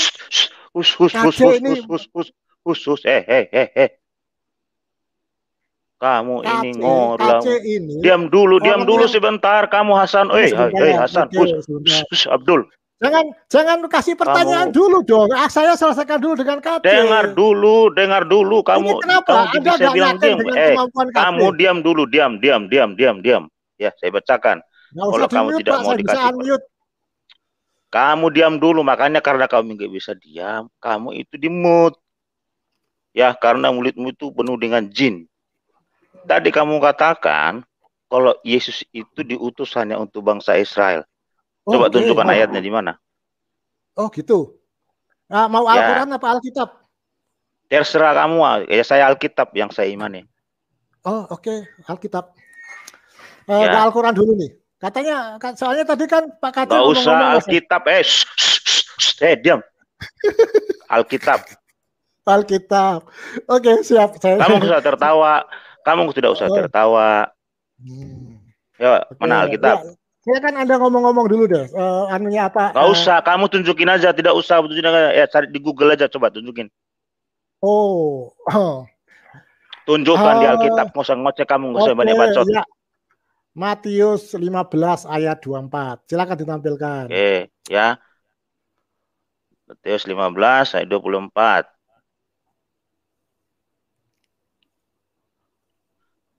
Oke, ya. Ayat berapa tadi? 24. 24, saya bacakan ya. Ini perikopnya, ini perempuan Kanaan yang percaya, ya. Lalu Yesus pergi dari situ dan menyingkir ke daerah Tirus dan Sidon. Maka datanglah seorang perempuan Kanaan dari daerah itu dan berseru, "Kasihanilah aku ya Tuhan, anak Daud, karena anakku perempuan." Kamu tahu nggak Yesus disebut anak Daud kenapa di sini ayat ini? Udahlah, jawab aja, udah. Kamu dengar dulu, kamu tahu apa tidak? Ya atau tidak? Oh, silakan jelaskan dong. Saya tanya kamu, ya atau tidak? Ya apa tidak apanya ini? Kamu tahu nggak disebut di ayat ini sebelum ke ayat kayak tadi selanjutnya yang tadi Yesus. Yesus itu disebut anak Daud. Kamu tahu nggak kenapa? Ya atau tidak? Oh gitu. Keturunan Daud berarti dong. Kak, jawab pertanyaan. Kamu nggak saya tanya, kamu menjelaskan. Kamu tahu nggak Yesus itu disebut anak Daud? Kamu tahu ya atau tidak? Oh ya, anggap aja saya tahu gitu. Terus? Kamu tolol ya, goblok ya. Ya, udah keluar bahasa rohnya nih. Saya bertanya sama kamu. Udah penuh Roh Kudus. Jawab pertanyaan. Udah penuh Roh Kudus. Kamu jawab pertanyaan. Kamu jawab pertanyaan. Kayak seperti itu. Kamu tahu pertanyaan. Kamu tahu jawab ya atau tidak? Ya atau tidak apa? Yesus itu disebut anak Daud. Oke, bukan anak Allah. Kamu ini seperti kerasukan jin ya, jin gua hiro. Saya hanya tanya, Yesus itu disebut anak Daud. Oke, gitu. Terus? Ya atau tidak? Kamu tahu artinya? Oke, terus artinya apa? Pertanyaannya anak SD loh. Kamu cuma tanya ya atau tidak. Oh, maunya apa? Ya, oke, ya. Oke, ya deh. Ya. Apa artinya? Ya. Terus? Kamu tahu tadi kenapa disebut anak Daud? Kamu tanya bisa karena keturunan ya. Daud. Apa artinya? Karena keturunan Daud. Betul ya. Oke, saya baca selanjutnya. Itu doang saya tanya, kamu yang lain muter-muter. Kok muter? Ya saya minta kamu juga nanti nanya ke saya, apa yang Anda tanya saya jawab. Demikian juga selanjutnya. Oke. Ya, supaya ya atau tidak. Ya udah iya. Oke. Dan karena keturunan Yesus itu keturunan dari Daud, Raja Daud. Makanya disebut anak Daud. Kadang juga disebut Yesus itu anak manusia. Kadang juga disebut anak Allah. Bisa juga disebut Bapa yang kekal. Yesus itu artinya adalah penyelamat, juru selamat. Kristus artinya adalah yang diurapi. Ini gelar-gelarnya Yesus. Bisa juga disebut dia adalah penolong yang lain. Kamu supaya paham ya, supaya kamu ini juga nanti. Ini berkenaan dengan apa yang Anda katakan. Kenapa Yesus disebut diutus untuk bangsa Israel? Oke, saya lanjut ya. Supaya kamu tidak paham. Kadang-kadang kan orang Islam ini tidak mengerti. Loh, kok bisa Yesus disebut penolong yang lain? Dalam Kristen, Alkitab, ada dua penolong yang lain. Satu adalah Sang Firman, Kristus. Dia juga disebut penolong yang lain. Kemudian juga ada ayat yang saya tunjukin. Yang kedua, Roh Kudus juga disebut penolong yang lain. Gini, kalau bicara ya, kamu pahami nggak? Ya, saya lanjut. Saya lanjut. Ini giliran saya. Nanti kamu. Maria di sini. Kayak ngajar anak sekolah minggu aja. Makanya justru itu saya ajari kamu supaya kamu tidak sesat. Karena kamu ini mencopot ayat ini terus seolah-olah Yesus itu hanya untuk bangsa Israel. Betul, ya, apa kata tadi kayak ngajari anak SD. Jangan kamu anak SD, kamu bayi. Kamu pahami enggak? Ya, oke, saya lanjut ayatnya nih Hasan. Tetapi Yesus sama sekali tidak menjawabnya. Ya, tadi katakan anak Daud itu anak perempuan kerasukan setan dan sangat menderita. Ya Tuhan, anak Daud, karena anakku perempuan kerasukan setan dan sangat menderita. Saya lanjut ayat 24, 23. Tetapi Yesus sama sekali tidak menjawabnya. Lalu murid-murid Yesus maksudnya yang bersama-sama dengan dia pada saat itu, ya, datang dan meminta kepada Yesus, kepadanya, di sini huruf besar, suruhlah ia pergi, ia mengikuti kita dengan berteriak-teriak. Jawab 24, jawab Yesus, aku diutus hanya kepada domba-domba yang hilang dari umat Israel. Ya, ini yang kamu masukkan tadi kan, bahwa Yesus diutus umat Israel. Betul ya, Hasan? Itu salah satu aja. Halo, ya, masih Hasan. Banyak yang lain. Halo. Itu salah satu doang, masih banyak yang lain. Iya, betul. Jawab pertanyaan, Hasan. Lagi jadi kusir. Jangan tertawa kamu ke saya. Saya ini adalah Timothy. Jangan saya tertawa. Sampai kamu sampai lubang kubur pun kamu bisa layanin. Pahami nggak? Kalau dari Alkitab ya. Oke, bagus. Sampai lubang kubur sampai ditanya siapa nabimu, bahasa apa yang kamu pakai. Oke. Ya, sampai kamu di liang kubur tuh. Ya udah, ayo langsung ya, aja ke poin kelamaan. Dengar dulu makanya supaya kamu ngerti itu tuh, supaya tuh pikiranmu itu tidak sesat pikir. Ya, sampai di kubur kamu, kalau kamu orang kayak di Karawang sana itu di kubur kamu salah layani kalau Alkitab. Ya, saya itu juga belajar juga, belum tahu semuanya. Oke, saya lanjut. Jawab Yesus tuh, aku diutus hanya kepada domba-domba yang hilang dari umat Israel. Tadi kamu klaim tadi ini.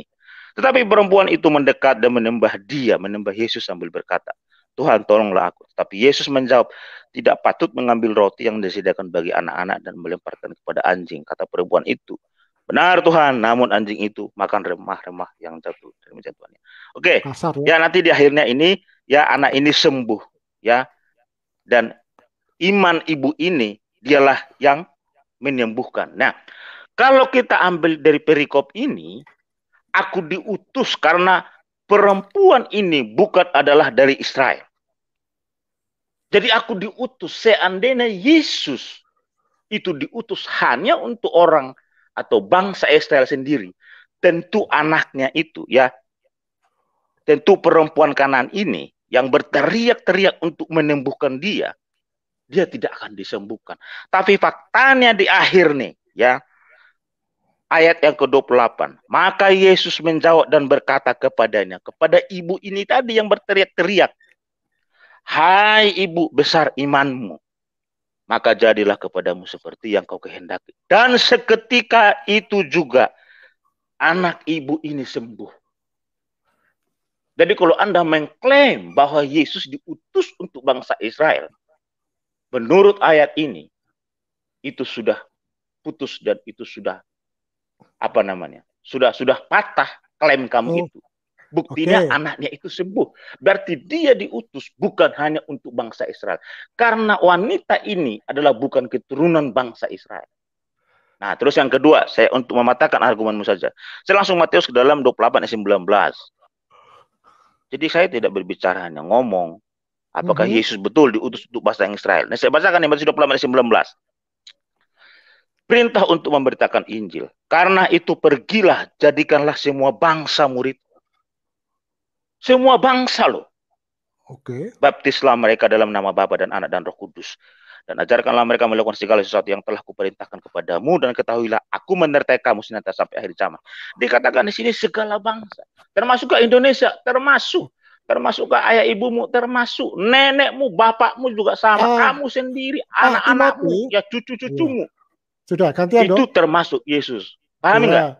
Ya. Jadi semua bangsa, termasuk maksudnya, jangankan itu, nenekmu Hasan, bapakmu itu, mohon maaf, bokap nyokap kamu itu, istrimu, kamu sendiri, termasuk kalau Anda bertobat, Anda juga diselamatkan oleh Tuhan. Karena bukan cuma tadi hanya untuk orang Israel, tapi juga buat orang lain. Bagaimana Anda mengartikan bahwa semua bangsa itu bangsa seluruh dunia itu dari mana? Ada dasarnya nggak? Atau hanya apa ya, asumsi aja? Oke, pertanyaan yang bagus nih Hasan. Ini kalau saya suruh nih anak saya itu paling kecil sekarang masuk SD kelas 1. Ini Anda tidak perlu tafsirkan bahasa Indonesia. Saya bacain sekali lagi ya. Saya bacakan sekali lagi. Ini dalam bahasa Indonesia loh. Kalau saya translate ini sama orang kamu apa? Bang suku apa sih kamu? Hasan, mohon maaf. Kamu dari suku apa? Mohon maaf. Kalau saya atau misalnya suku Sulawesi. Ya, ada Alkitab bahasa Jawa. Baca Matius 28 ayat 19. Ini bahasa Indonesia. Saya bacakan sekali supaya kamu ngerti. Anda tidak perlu tafsirkan. Ini ayat tidak perlu tafsir. Anak SD juga bisa tahu. Karena itu pergilah jadikan semua bangsa. Semua bangsa loh, bukan cuma bangsa Israel, termasuk bangsa Indonesia. Ya udah ngerti Pak. Jadi Anda menganggap bahwa jadi kamu patah ya tadi ya. Jadi apa yang kamu klaim tadi itu sudah patah. Saya belum selesai ngomong. Bahwa, lanjut Pak Hasan. Ya, semua bangsa ini Anda mengartikan bahwa seluruh bangsa di dunia. Terus saya bertanya, anak-anak keturunan Yakub ini disebut bangsa-bangsa atau bukan, Pak? Dengar dulu. Ini dulu ayat ini sudah tahu ya, sudah kamu mengerti dan kamu bisa menerima. Bahwa semua bangsa ini artinya semua bangsa yang ada di bawah kolong langit. Iya, itu pengertian Anda kan. Saya sekarang tanya. Bukan pengertian saya ini. Hasan. Hasan, saya yang lebih tahu Alkitab saya daripada kamu. Saya ahli kitab loh. Kamu ini bukan ahli kitab. Tanyakan tuh sama ahli kitab. Saya bisa memberikan opini yang berbeda dari Anda nggak? Boleh nggak? Oke, bisa, silakan. Ya, ini segala bangsa ya. Jadi kamu sudah, kamu bisa menerima ya. Nggak terima dulu, baru kita bisa lanjut. Loh, kok maksa nerima? Gimana sih? Anda punya, sebentar gini, Anda punya pengertian seperti itu, nggak masalah. Orang-orang netizen mau menerima nggak masalah, tapi jangan memaksakan kepada saya untuk menerima argumen Anda dong. Karena saya punya opini yang lain. Sebentar. Kalau Anda tidak mau menerima pendapat ini, ya, Pak, berarti Anda penipu dan pendusta dan takiyah. Karena sudah saya dulu ya. Ayat ini tidak perlu saya tafsirkan. Siapapun yang membaca dari suku bangsa pun, Anda pergi ke Ethiopia atau Anda pergi misalnya ke gunung hutan di Argentina sana. Kalau Anda disuruh membaca seperti ini, ditranslate dalam bahasa mereka, tidak perlu ditafsirkan. Segala bangsa, semua orang. Kalau kamu bisa menerima ini, saya bisa lanjut. Tapi kalau tidak bisa menerima, tidak ada gunanya saya untuk berdebat karena kamu sampah daripada ibu pendusta dan rakyat. Saya bisa ini saja kamu tidak percaya kok. Saya bisa menerima itu pendapat Anda, tapi saya punya argumen yang berbeda berdasarkan kitab Anda. Sorry, silakan. Sebentar, saya dulu dong, waktu saya. Ini halo, waktu saya. Ini siapa yang robot ini? Saya mau tanggap ini masalah Alkitab. Sebentar. Kamu jangan bertakia di sini. Sorry ya. Saya tegas sama kamu. Soal Alkitab saya bisa jawab sama kamu. Ini waktu saya ngomong. Kamu ini tukang ngeyel ya. Kok tukang ngeyel? Dengar dulu Hasan bicara orang. Dengar Hasan. Hasan. Kamu dengar baik-baik ini. Ya, silakan Pak. Jadikanlah semua bangsa itu muridku. Yang berkata di sini Yesus Kristus Tuhan. Bukan pendapat. Ini perintah. You bisa ngerti kata perintah nggak? Ya, Kalau sekolah itu yang pintar. Jangan bodoh. Kalau you tanya saya Al-Quran, saya nggak ngerti Al-Quran. Tapi kalau you tanya Alkitab, you tidak bisa comot satu ayat, lu artikan. You mau bahas Alkitab sama saya dari kitab Kejadian sampai Wahyu, saya ladenin lu. Loh iya. Ya, makanya jangan sembarangan tebak-tebak ayat orang Kristen. Saya nggak menebak, saya berdasarkan Alkitabiah. Makanya dengarkan dulu. Dengar dulu, saya kasih tahu kamu. Ya, kamu itu tukang ngeyel, tukang ketawa, tukang ngeledek orang. Bentar, dengarin dulu. Kamu dengar saya dulu, ya. Karena itu pergilah jadikanlah semua bangsa muridku dan baptislah mereka dalam nama Bapa, Anak dan Roh Kudus. Kamu ngerti nggak itu perintah Tuhan? Ngerti. Ya, ini ngerti. Perintah Tuhan. Ingat, saya kasih tahu kamu. Konsep ketuhanan Kristen dengan konsep ketuhanan dari Islam itu ibarat langit dan bumi. Kamu jangan bisa paksa.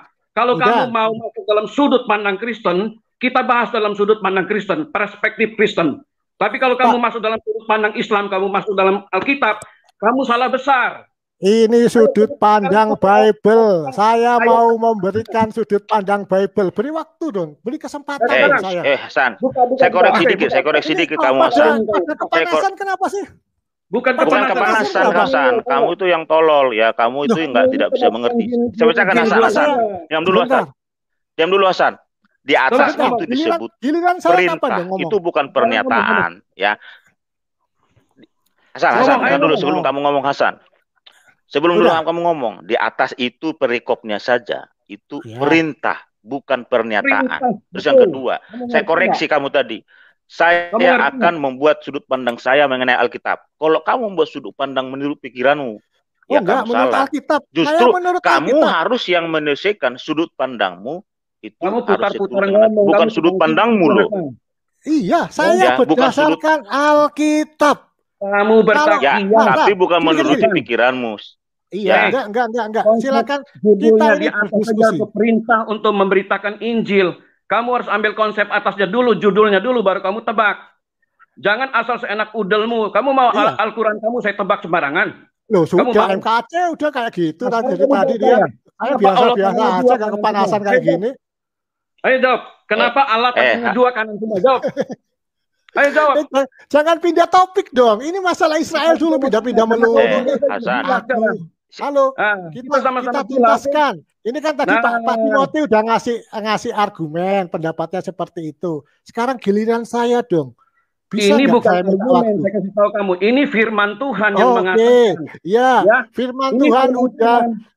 Firman Tuhan udah. Oke, silakan bacakan. Suruh dibacakan Pak. Apa yang mau dia tanya suruh dibacakan, nggak masalah. Bertanya ya, bukan ambil kesimpulan ya. Kamu hanya berhak menanya. Bukan, sekarang giliran saya dong menjelaskan dengan view yang berbeda. Kenapa sih Anda nggak bisa menerima perbedaan gitu? Tidak bisa. Kamu tuh sekolah di mana? Kamu sekolah kita di mana? Saya tanya kamu. Kamu sekolah kita di mana? Jawab dulu. Kalau kamu tidak punya sekolah Alkitab di mana, kamu tidak bisa tunjukkan. Kamu jangan ayat Alkitab ini kamu seenak kamu ngomong. Saya belajar Alkitab dari MKC. Bohong kamu itu.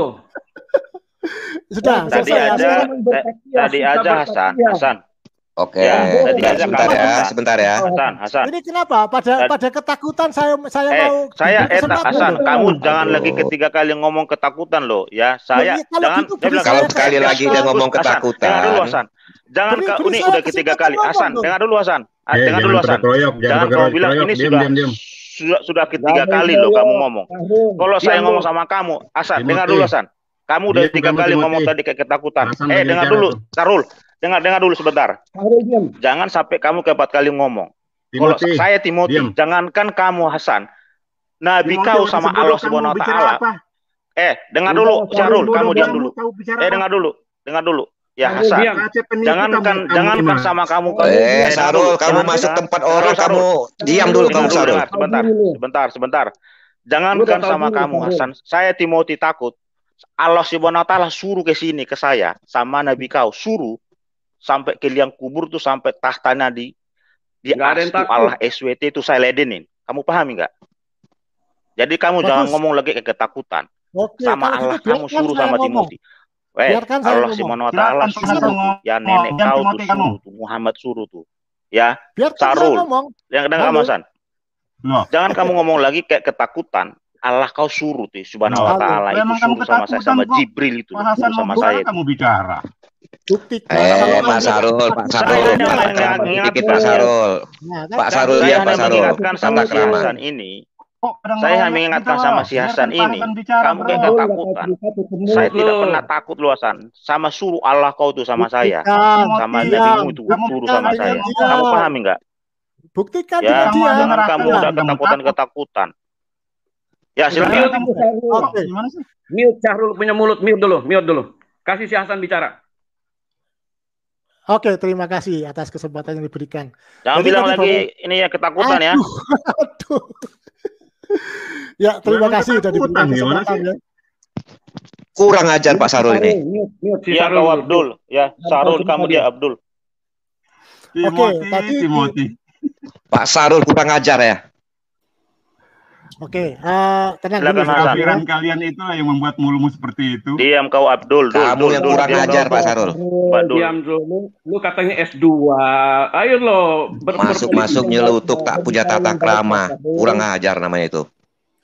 Oke. Berbicara yang baik. Ya, di Matius 28:19, teman-teman dari Kristen menyatakan bahwa jadikan semua bangsa muridku. Semua bangsa ini diartikan bahwa seluruh bangsa-bangsa di atas dunia ini. Padahal menurut Kejadian 48 ayat 3, yang dimaksud bangsa-bangsa ini adalah keturunan Yakub. Silakan buka di Kejadian 48 ayat 3. Saya bacakan ya. Bentar. Kejadian berapa? Bentar. 48 ayat 3 sama ayat 4. Tampilkan di sini. Kejadian berapa tadi? 48 ayat 3. 8 ayat 3. 48, saya bacakan ya Pak Hasan ya, saya bacakan. Kejadian 48 ayat 3. Berkatalah Yakub kepada Yusuf, Allah yang Maha Kuasa telah menampakkan diriku di Luz di tanah Kanaan dan memberkati aku. Kamu ini aneh, mana ada itu bangsa-bangsa. Selanjutnya, saya ngomong 3 dan 4 kan? 4 yang 4. Aduh. Baca seluruh ayat aja. 4. Jangan 3-4, baca seluruh ayat itu baru benar. Dari ayat 1. Saya bacakan dari ayat 1 ya, yang lain diam dulu. Sampai selesai. Sampai selesai ya. Ya, itu sesudah itu ada orang mengatakan kepada Yusuf, ayahmu sakit, lalu dibawanyalah kedua anaknya Manasye dan Efraim. Ayat 2, ketika diberitahukan kepada Yakub telah datang anakmu Yusuf kepadamu, maka Israel mengumpulkan segenap kekuatannya dan duduklah ia di tempat tidurnya. Berkatalah Yakub kepada Yusuf, Allah yang Maha Kuasa telah menampakkan diri kepadaku di Luz di tanah Kanaan dan memberkati aku. Serta berfirman kepadaku, akulah yang membuat engkau beranak cucu, dan aku akan membuat engkau bertambah banyak dan menjadi sekumpulan bangsa-bangsa. Aku akan memberikan negeri ini kepada keturunanmu untuk menjadi miliknya sampai selama-lamanya. Maka sekarang kedua anakmu Sebentar Hasan. Maka sekarang kedua anakmu yang lahir bagimu di tanah Mesir, sebelum aku datang kepadamu ke Mesir, akulah yang empunya mereka. Akulah yang empunya Efraim dan Manasye seperti Ruben dan Simeon. Dan keturunanmu yang kau peroleh sesudah mereka, engkaulah yang empunya. Tetapi dalam pembagian warisan nama akan disebutkan berdasarkan nama kedua saudaranya itu. Kalau aku pada waktu perjalananku dari Padan, aku kematian Rahel di tanah Kanaan di jalan, ketika kami tidak berapa jauh lagi dari Efrata, dan aku menguburkannya di sana di sisi jalan ke Efrata, yaitu Bethlehem. Ketika Israel melihat anak-anak Yusuf itu, bertanyalah ia, siapakah ini? Jawab Yusuf kepada ayahnya, inilah anak-anakku yang telah diberikan Allah kepadaku di sini. Maka kata Yakub, dekatkanlah mereka kepadaku supaya aku berkati mereka. Adapun mata Israel telah kabur karena tuanya, jadi ia tidak dapat melihat. Kemudian Yusuf mendekatkan mereka kepada ayahnya dan mereka dicium serta didekap oleh ayahnya. Lalu berkatalah Israel kepada Yusuf, tidak kusangka-sangka bahwa aku akan melihatmu lagi. Tetapi sekarang Allah bahkan memberi aku melihat keturunanmu. Lalu Yusuf menarik mereka dari antara lutut ayahnya dan ia sujud dengan mukanya sampai ke tanah. Setelah itu Yusuf memegang mereka keduanya dengan tangan kanan dipegangnya Efraim, lalu di sebelah kiri Israel, dan dengan tangan kiri Manasye yaitu di sebelah kanan Israel. Lalu didekatkannya lah mereka kepadanya. Tetapi Israel mengulurkan tangan kanannya dan meletakkannya di atas kepala Efraim. Walaupun ia yang bungsu dan tangan kirinya di atas kepala Manasye, jadi tangannya bersilang, walaupun Manasye yang sulung. Sesudah itu diberkatinya lah Yusuf, katanya, nenekku dan ayahku Abraham dan Ishak telah hidup di hadapan Allah, dan Allah itu sebagai Allah yang telah menjadi gembalaku selama hidupku sampai sekarang. Dan sebagai malaikat yang telah melepaskan aku dari segala bahaya Dialah kiranya yang memberkati orang-orang muda ini, sehingga namaku serta nama nenek bapakku, Abraham dan Ishak, termasyhur karena mereka, dan sehingga mereka bertambah-tambah menjadi jumlah yang besar. Ketika Yusuf melihat bahwa ayahnya meletakkan tangan kanannya di atas kepala Efraim, hal itu dipandangnya tidak baik. Lalu dipegangnya tangan ayahnya untuk memindahkannya dari atas kepala Efraim ke atas kepala Manasye. Katanya kepada ayahnya, "Jangan demikian ayahku, sebab inilah yang sulung, letakkanlah tangan kananmu ke atas kepalanya." Tetapi ayahnya menolak, katanya, "Aku tahu anakku, aku tahu. Ia juga akan menjadi suatu bangsa dan ia juga akan menjadi besar kuasanya. Walaupun begitu, adiknya akan lebih besar kuasanya daripadanya dan keturunan adiknya itu akan menjadi sejumlah besar bangsa-bangsa. Lalu diberkatinya lah mereka pada waktu itu, katanya, dengan menyebutkan namamu lah orang Israel akan memberkati. Demikian Allah kiranya membuat engkau seperti Efraim dan seperti Manasye. Demikianlah didahulukannya Efraim daripada Manasye. Kemudian berkatalah Israel kepada Yusuf, "Tidak lama lagi aku akan mati, tetapi Allah akan menyertai kamu dan membawa kamu kembali ke negeri nenek moyangmu. Dan sekarang aku memberikan kepadamu sebagai kelebihanmu pada saudara-saudaramu suatu punggung yang kurebut dengan pedang dan panahku dari tangan orang Amori." Terpujilah Tuhan Yesus, demikianlah firman Tuhan. Oke. Amin. Ya. Ya, terima kasih Pak, udah dibacakan. Sudah jelas kan di ayat 4-nya bahwa nanti Tuhan itu akan membuat suku-suku atau anak keturunan dari Yakub menjadi sekumpulan bangsa-bangsa. Jadi sekumpulan bangsa-bangsa di Matius 28:19 itu ya merujuk ke sini, Pak. Memang Yesus plan. Dia diutusnya ke banyak Israel kok. Kamu ini sesat pikir, Hasan. Aduh. Bentar ya, saya bisa jawab sebentar. Saya bisa jawab sebentar. Silakan. Pak Yusuf, bisa dibukakan Markus 15? Markus 16 ayat 16. 16 ayat 15. Ya.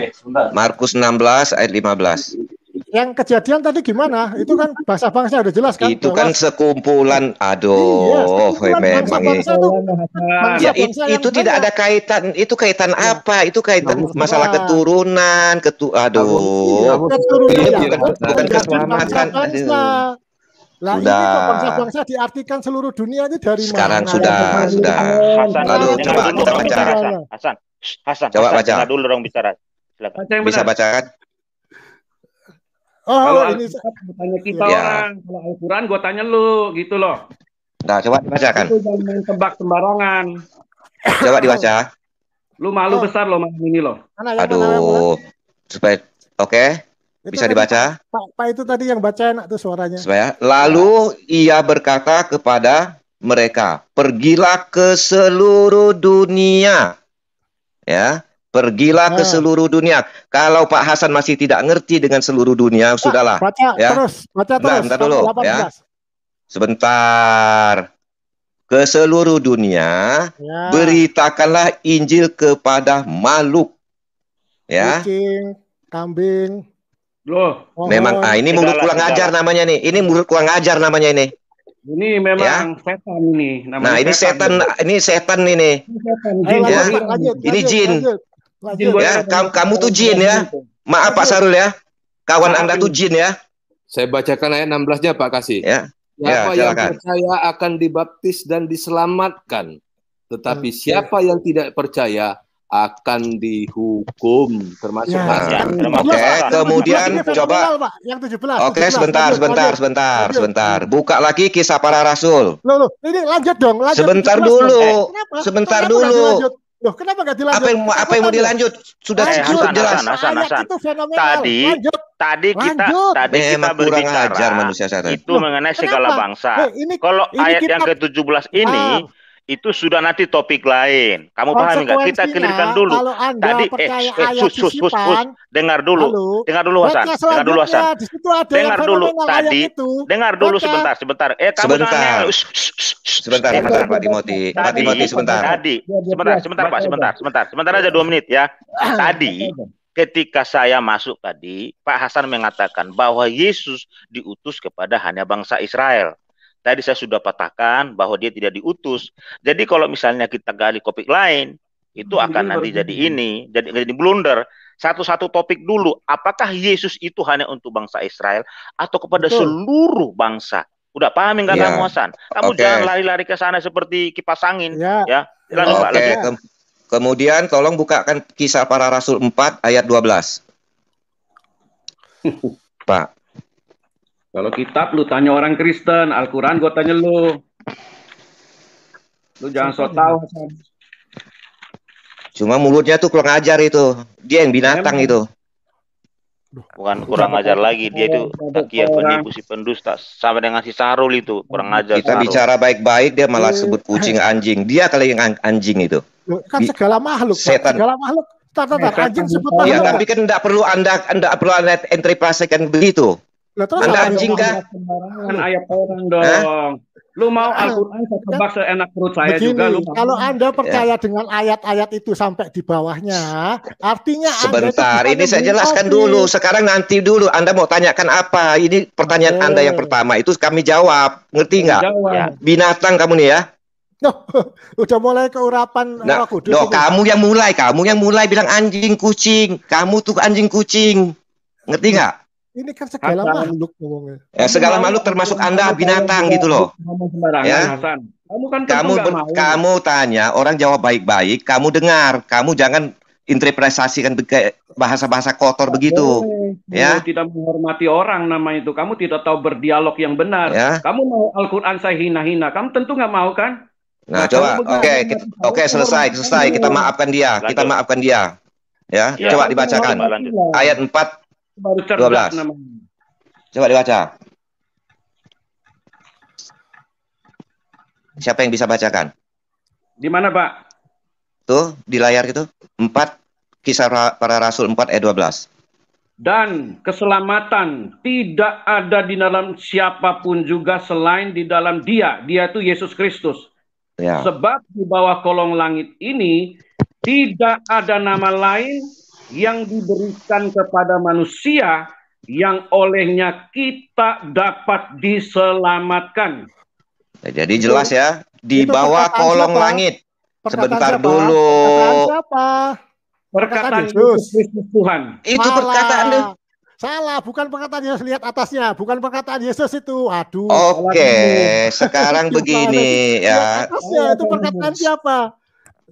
Pak Hasan, sekarang saya tanya, kalau Anda punya, sengaja dulu ya, perkataan Yesus ya, sudah kita sampaikan tadi di Markus, kemudian dibantu ya, dan dikuatkan dengan murid-muridnya juga berkata begitu, itu tandanya kuat. Kalau Anda dengar dulu, kalau Anda berkatakan itu tidak sah, kalau dikatakan orang lain, sekarang saya tanya, ya, di mana Al-Quran yang mengatakan langsung bahwa Tuhan itu adalah Allah yang Maha Kuasa yang harus disembah. Tuhan yang mengatakan langsung, tidak boleh lewat Muhammad, tidak boleh lewat Jibril.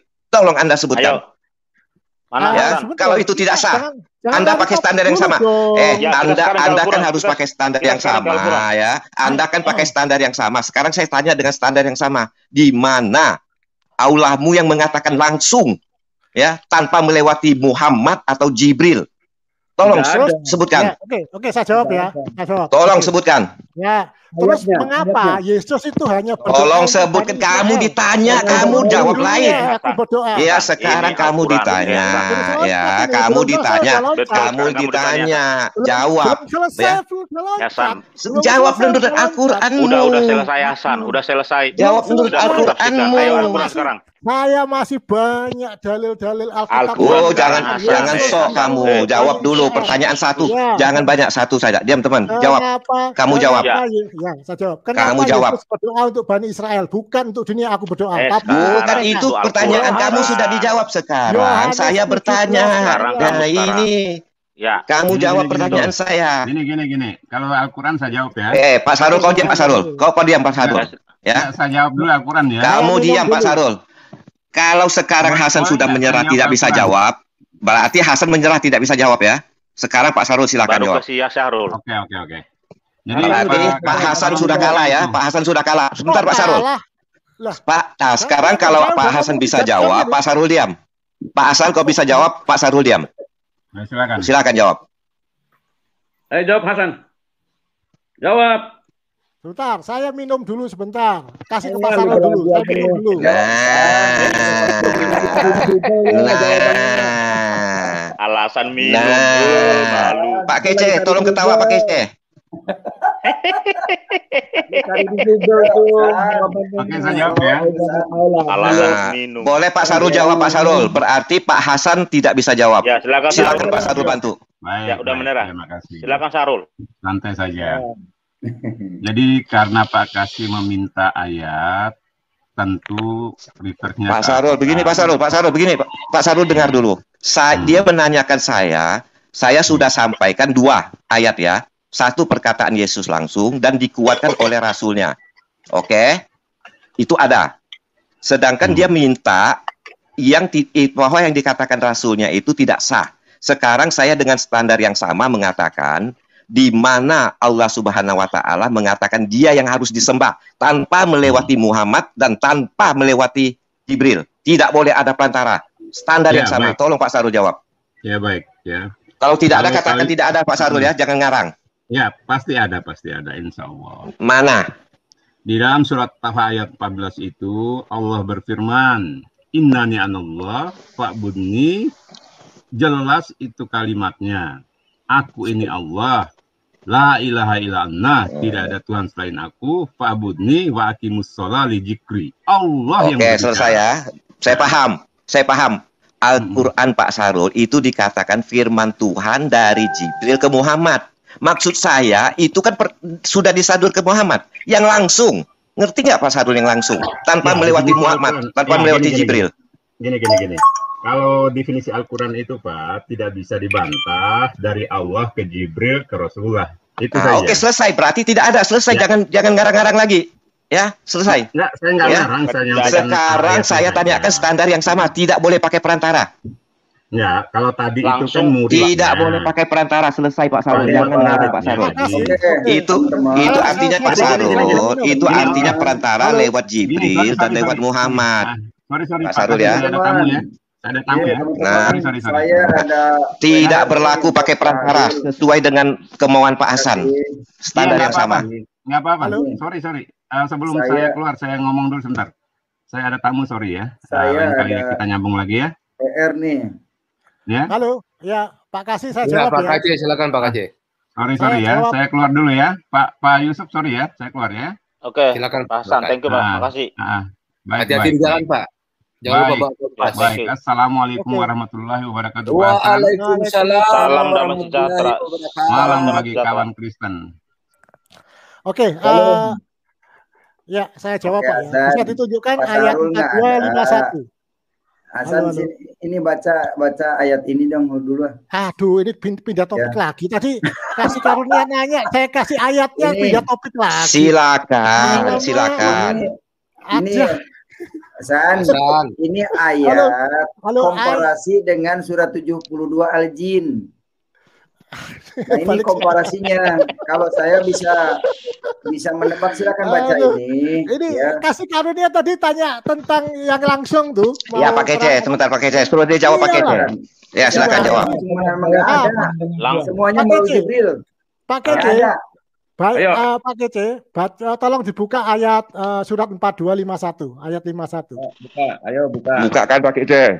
Ayo, buka. Bukan. Langsung loh, Allah Subhanahu wa taala langsung loh ya. Jangan perantara loh ya. Saya beli alasannya, saya beli dalilnya. Ya, sekarang kan kamu kan sekarang ini manusia ini standar ganda kamu. Loh, kenapa? Standar ganda kamu. Nah, nggak berani kan buka surat 4251. Bukan nggak berani, Anda itu standar ganda. Saya minta yang mengatakan langsung tidak pakai perantara, yang langsung. Perantara tidak sah, seperti kemauan Anda. Manusia bahwa Allah akan berbicara kepadanya. Buka Pak Kece, share link Pak Kece, share link. Tidak patut dan tidaklah patut bagi seorang manusia bahwa Allah berbicara kepada. Nah, jelas kan tidak. Nah, mana ada yang kata langsung? Mana ada yang kata langsung? Berarti tidak sah kan? Berarti tidak sah kan kalau lewat perantara? Nah, sebagaimana kemauan Anda tadi? sebagai kemauan Anda tadi? Surat 4251 ini kok nggak ada yang berani buka nih. Kenapa ya? Itu sudah jelas kok. Sudah jelas kok, tidak ada kok. Yang saya minta surat 42 ayat 51 itu KC buka. Bukakan Pak Kece, bukakan Pak Kece. Bukakan Pak Kece. Ini 4251 ini sudah. Baca Hasan. Coba, Ser. Hasan. Coba bacakan Hasan. Kalau ada Hasan saya kasih lu 1 juta, San. Loh, dari saya 2 juta. Dari saya 2 juta. 3 juta saya deh. Saya kasih lu 3 juta deh. Kalau saya 1 miliar, saya 1 miliar. Ayo pasar 3 juta. Dah.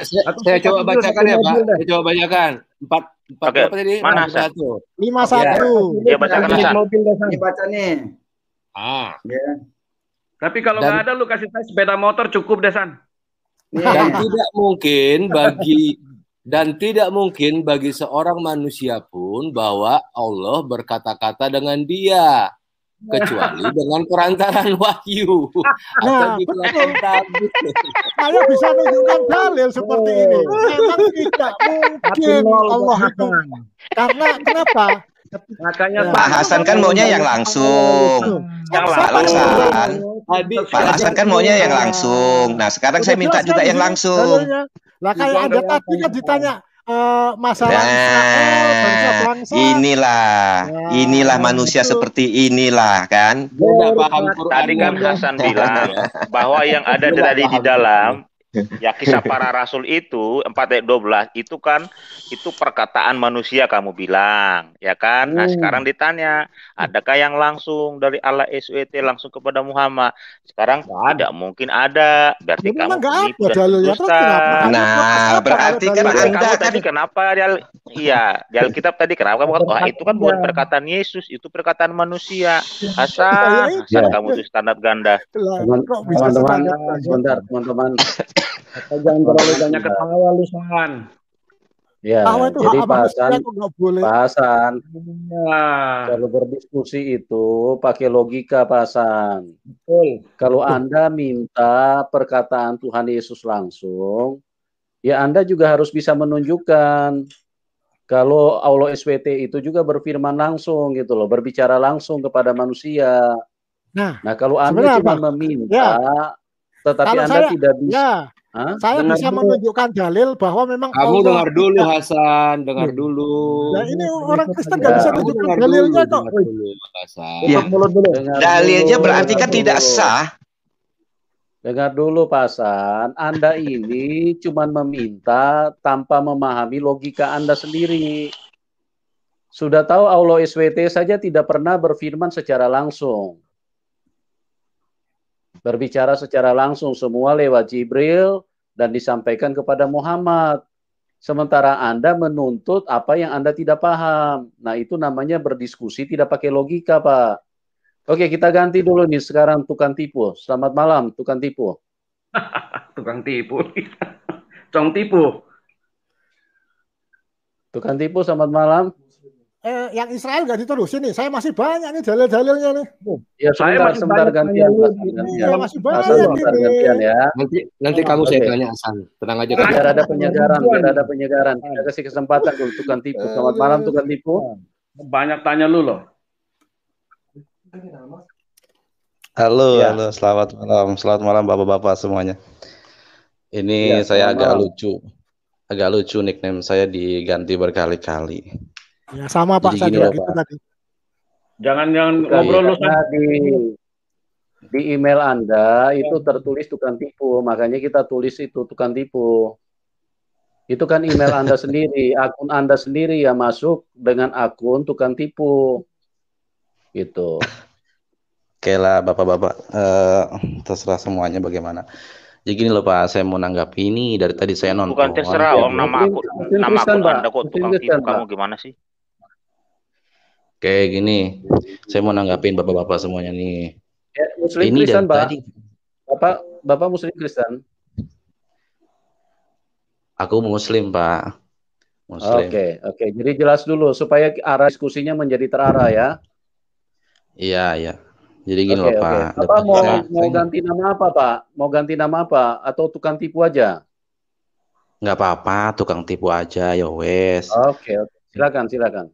Ya, tadi saya lihatin ini videonya panas banget dan bahkan sampai beberapa kali terjadi penyerangan secara personal, Pak. Itu sangat disayangkan. Kenapa? Karena yang nonton video ini kan umum, nggak dibatasi usia, ada anak kecil, ada orang-orang di bawah umur yang nggak pantas ngelihat itu, Pak.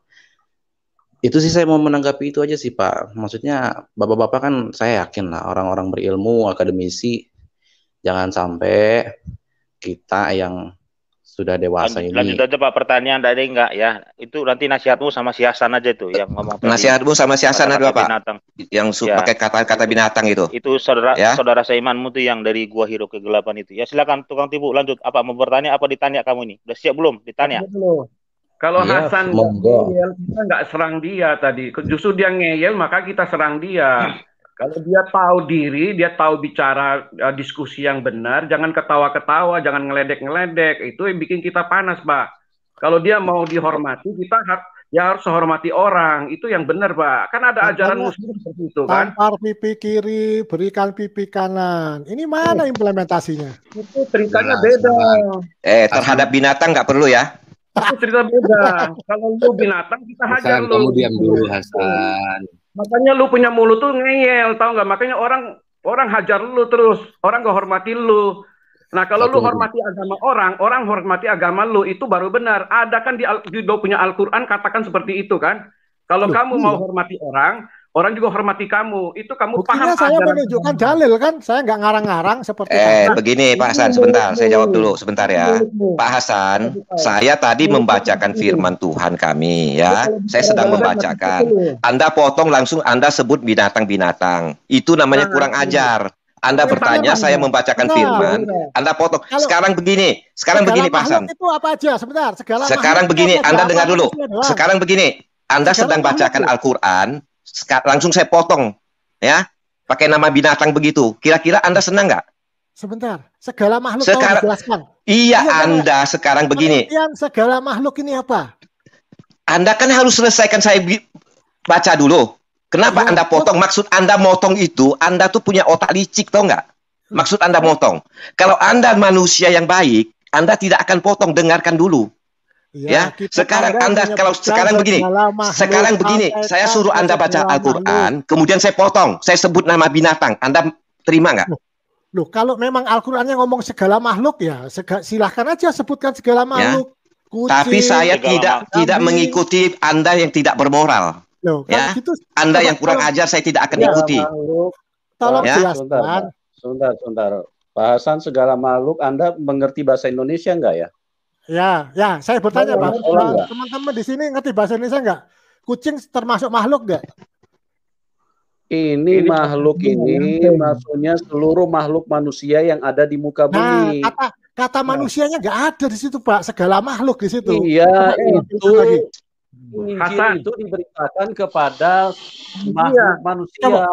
Nah, gak ada tulisan manusia saya lagi. Oke, kalau maunya Pak Hasan begitu, termasuk Pak Hasan yang binatang itu. Ya terserah. Terserah. Ya, kan seperti itu mau bukan gini loh, Pak Hasan. Alkitab itu berbeda langit dengan bumi dengan Al-Quran. Kalau Anda mau kategorikan tentang binatang, itu mungkin Anda arahkan ke Al-Quran. Karena di Al-Quran ada sapi betina. Di Al-Quran ada lebah.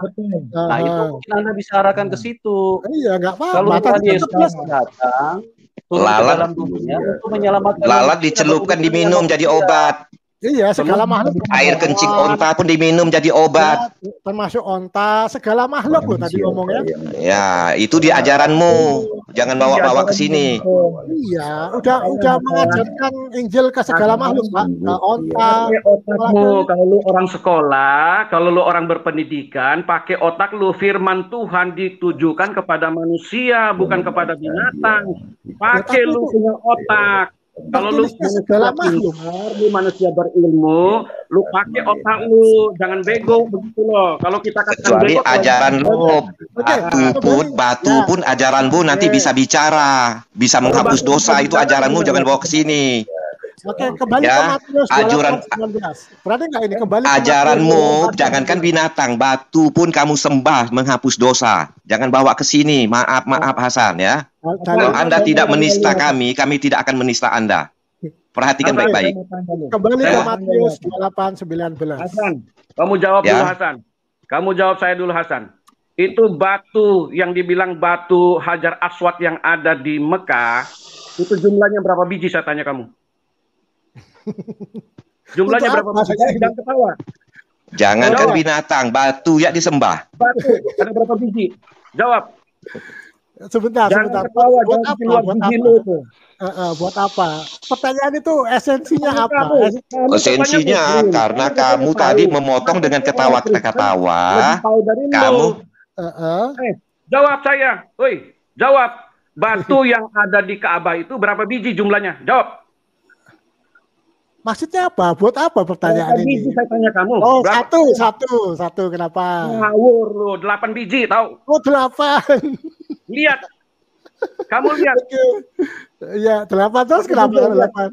Jangan bego jadi orang. Makanya saya mau tanya kamu sekarang. Terus kalau 8 Hasan, saya tanya kamu, Allah punya tangan 2 kanan semua, kenapa? Punya betis kenapa? Ayo, jawab. Jawab kenapa Allah punya tangan kanan semua? Ayo. Bentar. Tangan kiri dan tangan kanan bagus mana? Saya bagus dua-duanya. Tangannya kanan semua itu cacat namanya. Hanya orang tak normal yang bertangan kanan dua-duanya. Itu adalah kiasan bahwa Allah itu memberikan rahmat dari tangan semua tangannya. Sama bagusnya. Rahmat Allah itu bagus. Karena orang itu kamu pakai, itu kamu berbahagia. Mana ayatnya? Ya, terserah. Ayatnya. Tunjukin ayatnya. Sama saya kamu masih kutu loh. Kamu tunjukin ayatnya. Kamu jangan berbahagia di sini ya. Balik lagi aja. Kalau saya menghujat ayat-ayat di Alkitab banyak banget. Tapi saya mau tanya, bulan terbelah sampai sekarang bulan tidak terbelah. Ayo. Kalau kamu mau hujat ya, kamu memotong sebentar kawan. Dia memotong tadi dengan nada tertawa, itu sudah jelas ngejek.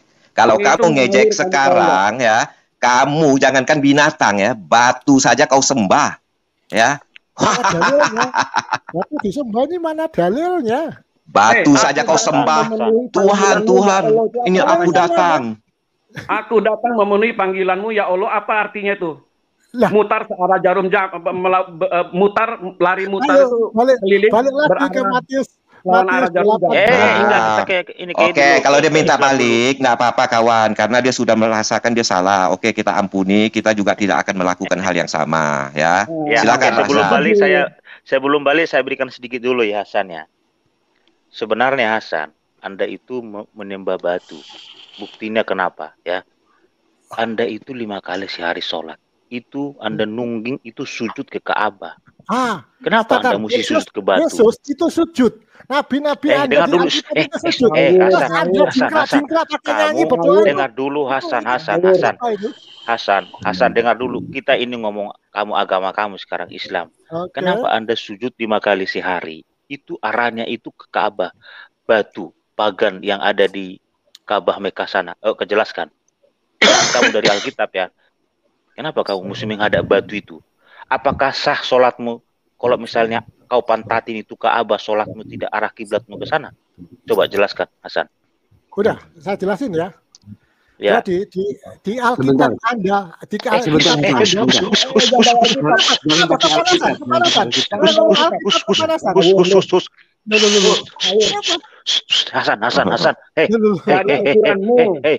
Hei, Kadrun. Saya tanya kamu, jawab dari iman kamu, jangan dari Alkitab. Saya masuk, Pak. Hasan. Ajaran para nabi itu mengajarkan dalam menyembah Allah itu harus pakai arah. Termasuk ada di kitab Anda juga. Jangan bawa Alkitab. Sekarang saya tanya sama kamu, Hasan. Mazmur 5 ayat 8. Hasan. Mazmur 5 ayat 8. Diam. Jangan kamu lari-lari. Abdul.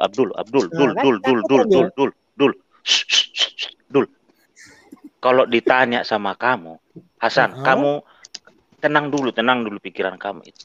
Kalau Anda bertanya Alkitab, pasti kami tidak akan pernah lari ke Al-Quran, hadis, dan segala semua keturunannya itu tafsir Jaya Jalalani dan segala titik bengek. kami cukup menjelaskan seperti kamu tadi. Yesus itu diutus untuk bangsa Israel. Kami tidak akan pernah ke kita. Sekarang kami tanya Anda, jelaskan menurut iman kamu. Jangan kamu menurut Mazmur, menurut Daud. Ya, itu sejak naik ya. Kamu jawablah sesuai dengan iman kamu. Karena di kitab mereka sudah tidak ada kebenaran. Dia cari kebenaran tempat orang lain gitu loh. Ya, jadi mintanya Al-Qur'an nih. Al-Qur'an. Ya, saya jawab. Hasan, pertanyaan saya tadi, kenapa Anda 5 kali sehari nungging itu kiblatnya ke Ka'bah? Sahkah sholatmu? Jawab dulu. Itu pertama. Yang kedua, apakah sah seorang muslim di muka bumi ini kalau dipantatin kiblat Ka'bah? Jadi bukan ke kiblat itu, dipantatin tuh. Salatmu apakah sah? Ya atau tidak? Kalau ya apa alasannya? Tidak apa alasannya? Itu jawab. Jadi jangan kamu seperti cacing kepanasan seperti digoreng ke sana kemari. Kamu. Oke, jawab silakan Hasan. Sambungan lagi tuh Pak, masih ada sambungan lagi nanti. Udah. Jadi ajaran para nabi dari Nabi Ibrahim sampai Nabi Muhammad itu mengajarkan untuk menyembah Allah itu harus menggunakan arah tertentu. Kalau di Al-Quran dijelaskan di surat 2 ayat 150. Silakan dibaca kalau mau baca. Ataupun di hadis. Baca aja dulu, baca. Saya mau tanya dia dulu sebentar. Nah, ya, saya jawab kok. Ini gimana sih? Udah keroyokan, potong-potong. Udah kasih jawab dulu satu-satu. Kasih jawab dulu. Saya belum selesai jawab. Karung. Gini. Ini diskusi apaan sih? Ini siapa lagi nih? Kamu diam dulu, kenapa? Langsung nyeletuk. Hasan, silakan. Gini. Hasan, silakan, Hasan. Oke, di Al-Quran ayat surat 2 150 dijelaskan. Dan dari manapun engkau Muhammad keluar, maka hadapkanlah wajahmu ke arah Masjidil Haram. Dan di mana saja kamu berada, maka hadapkanlah wajahmu ke arah itu. Agar tidak ada alasan bagi manusia untuk menentangmu, kecuali orang-orang yang zalim. Di antara mereka, janganlah kamu takut kepada mereka, tetapi takutlah kepadaku. Agar aku sempurnakan nikmatmu kepadamu, dan agar kamu mendapat petunjuk. Juga di hadis Nabi juga seperti itu, ada. Nabi Muhammad saya belum selesai. Kenapa saya pada ketakutan kalau saya baca kitab Hasan, dengar dulu. Halo. Saya Timothy tidak akan pernah ketakutan. Allah Subhanahu wa taala Muhammad suruh sama saya itu kan saya libas, tahu nggak? Kamu jangan ngomong lagi itu ketakutan. You sampai lubang kubur sama Allah kau saja itu. Allah kamu saja itu. Allah SWT.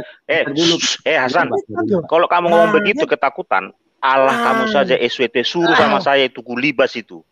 Sama Muhammad dulu. Tunggu sebentar. Saya mau tanya dia, Pak. Kamu ketakutan gimana? Pak Timothy biar dulu. Kita mau ngobrol dulu. Saya mau ngobrol dulu nih sebentar. Kamu dia Makidah Islam. Pak Hasan silakan, Pak Hasan. Diam yang lain itu. Hasan silakan. Oke, kemudian hadis Nabi juga menyatakan Nabi Muhammad SAW bersabda kepada seorang yang sedang belajar sholat. Apabila kamu ingin sholat, maka berwuduklah, kemudian menghadap ke arah kiblat, lalu bertakbir, dan seterusnya. Juga dijelaskan di sebentar, saya belum selesai. Belum selesai ya Pak. Kemudian di Mazmur 5 ayat 8. Jangan bawa Mazmur. Takut kan? Takut. Ayo, takut. 138 ayat 2 itu baik. Balur. Jangan kau bawa Alkitab. Jangan kau bawa Alkitab ya. Itu enggak kamu imani. Saya suruh jawab dari Al-Quran atau hadis. Aduh, ngaku lagi. Ini yayalnya kamu. Sebentar teman-teman. Saya mau bertanya sedikit nih sama Pak Hasan, ya, Pak Hasan, itu kenapa kok umat Islam kok disuruh pergi ke Mekah? Apa urgensinya mereka disuruh ke sana? Oke, sebenarnya Pak, di kitab Anda pun juga disuruh ke suatu tempat di mana Allah memperkenalkan. Jawab dari Al-Quran. Gini.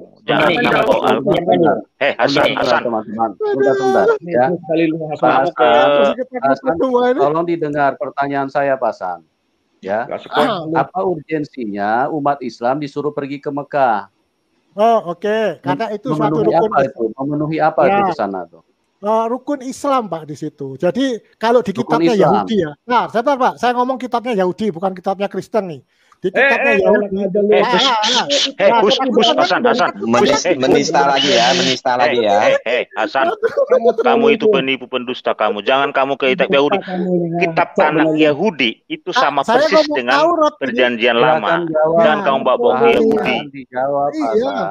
Coba Pak gini aja. Teman-teman sebentar. Ulangan 12 ayat 5. Hasan bisa berdiskusi yang baik nggak Pak Hasan?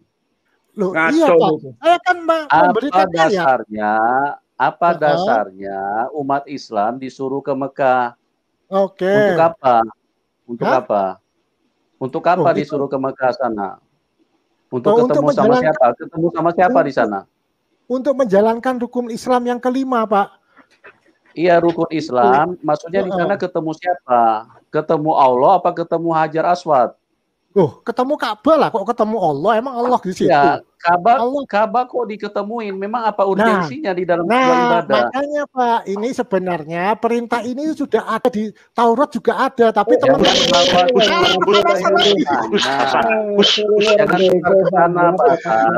kenapa gak beri kesempatan saya memberikan kita pun disuruh ke Mekah?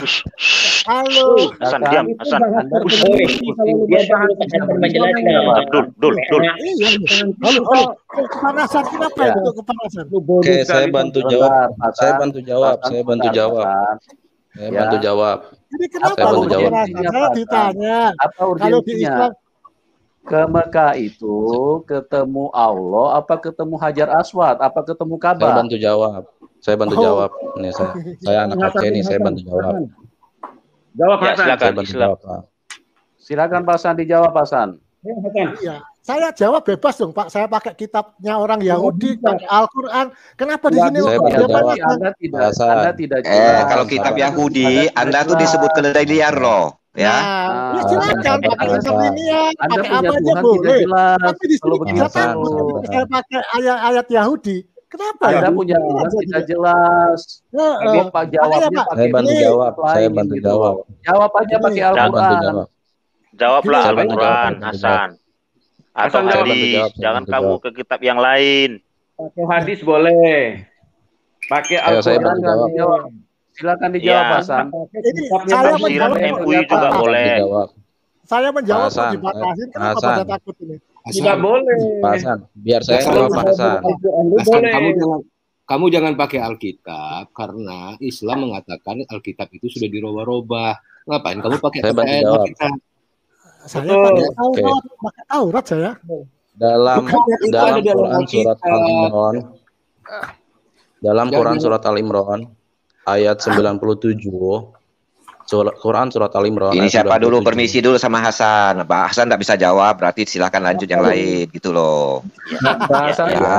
Dari tadi hargai temanmu dulu. Itu pertanyaan untuk Hasan. Ya, Pak kasih sebentar ya. Dari tadi kan Pak Hasan dikeroyok nih, semuanya pada nanya. Kan semuanya pada nanya Pak Hasan nih. Dikeroyok. Hasan. Saya bisa jawab Pak, tapi kenapa jawaban saya dibatasin? Nggak boleh pakai kitab-kitab yang orang Yahudi gitu. Kamu saja tidak mengimani kitab-kitab lain selain Al-Quran. Kamu ambil jawabannya dari Alkitab sama kitab tanah sama perjanjian lama. Orang ditanya iman kamu lari ke kitab lain. Kamu Hasan itu kamu waras atau bagaimana Hasan? Kan sudah dijelaskan Hasan ini. bahwa di Al-Quran itu adalah rukun kelima. Rukun Islam. Terus saya juga mengatakan bahwa kalau Anda tidak bisa berdiskusi dengan baik, saya ganti orang lain nih. Nah, kenapa? Ketakutan ya kalau saya tampilkan surat ketakutan apa itu? Ketakutan Hasan, ketakutan sama lo itu Tuhan yang kamu sembah suruh kemarin sama si Timothy sama itu junjunganmu itu loh, itu kulibas kalau diskusi. Bagus, good. Kamu takut bagaimana?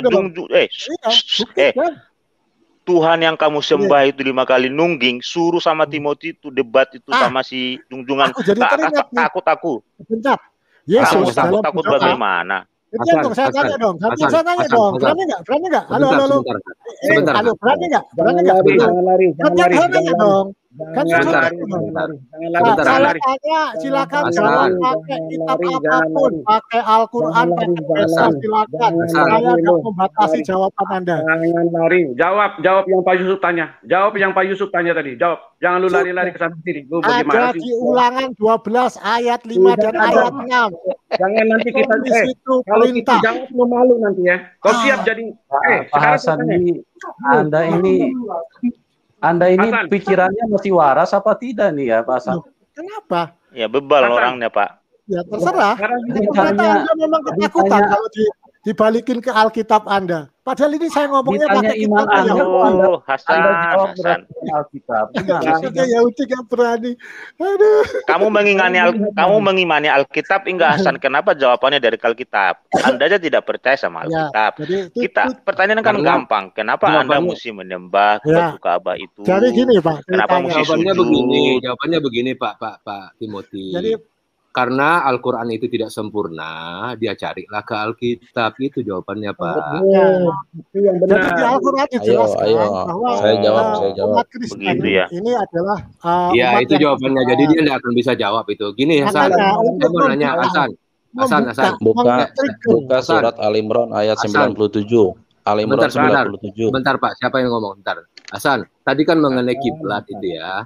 Kamu kan bilang bahwa menghadap satu arah. Nah sekarang kalau arahnya salah, itu sah nggak sholatnya?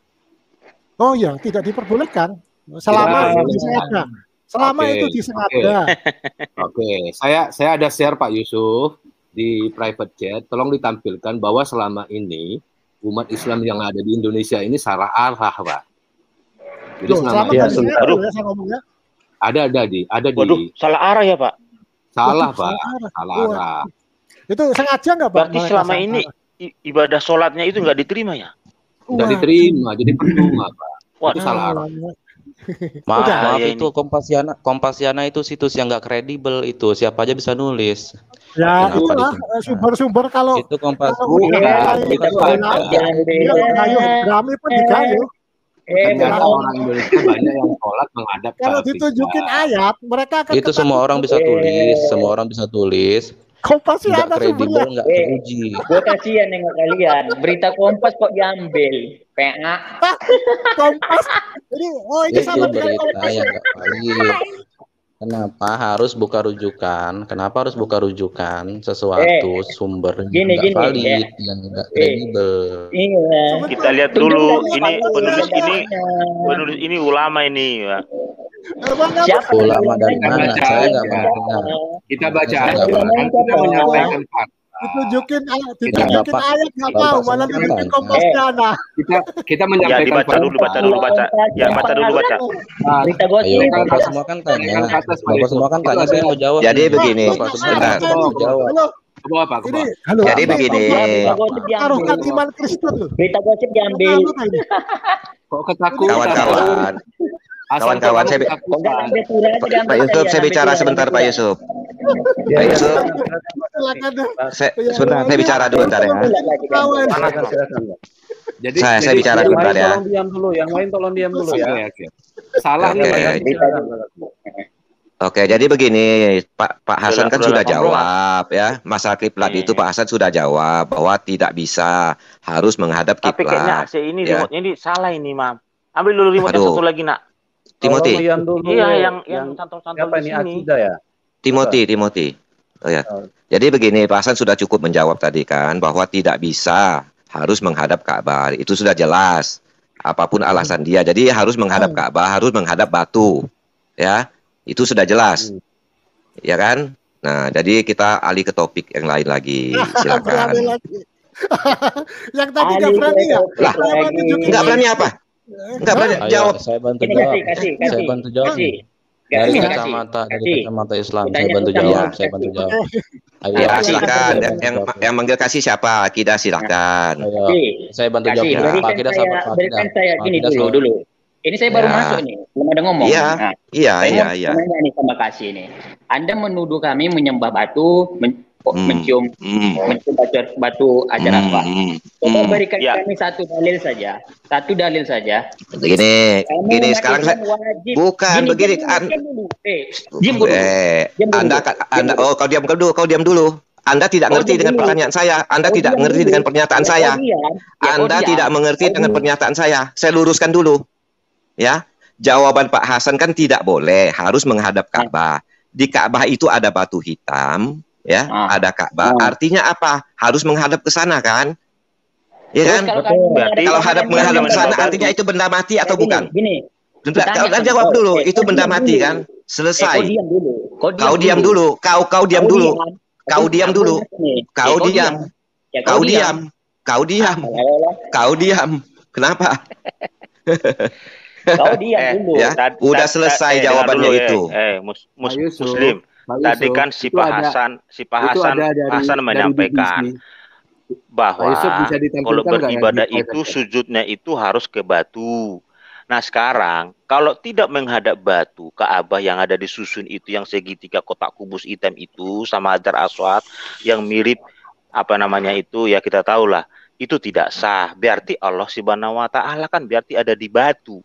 Berarti Anda penyembah batu.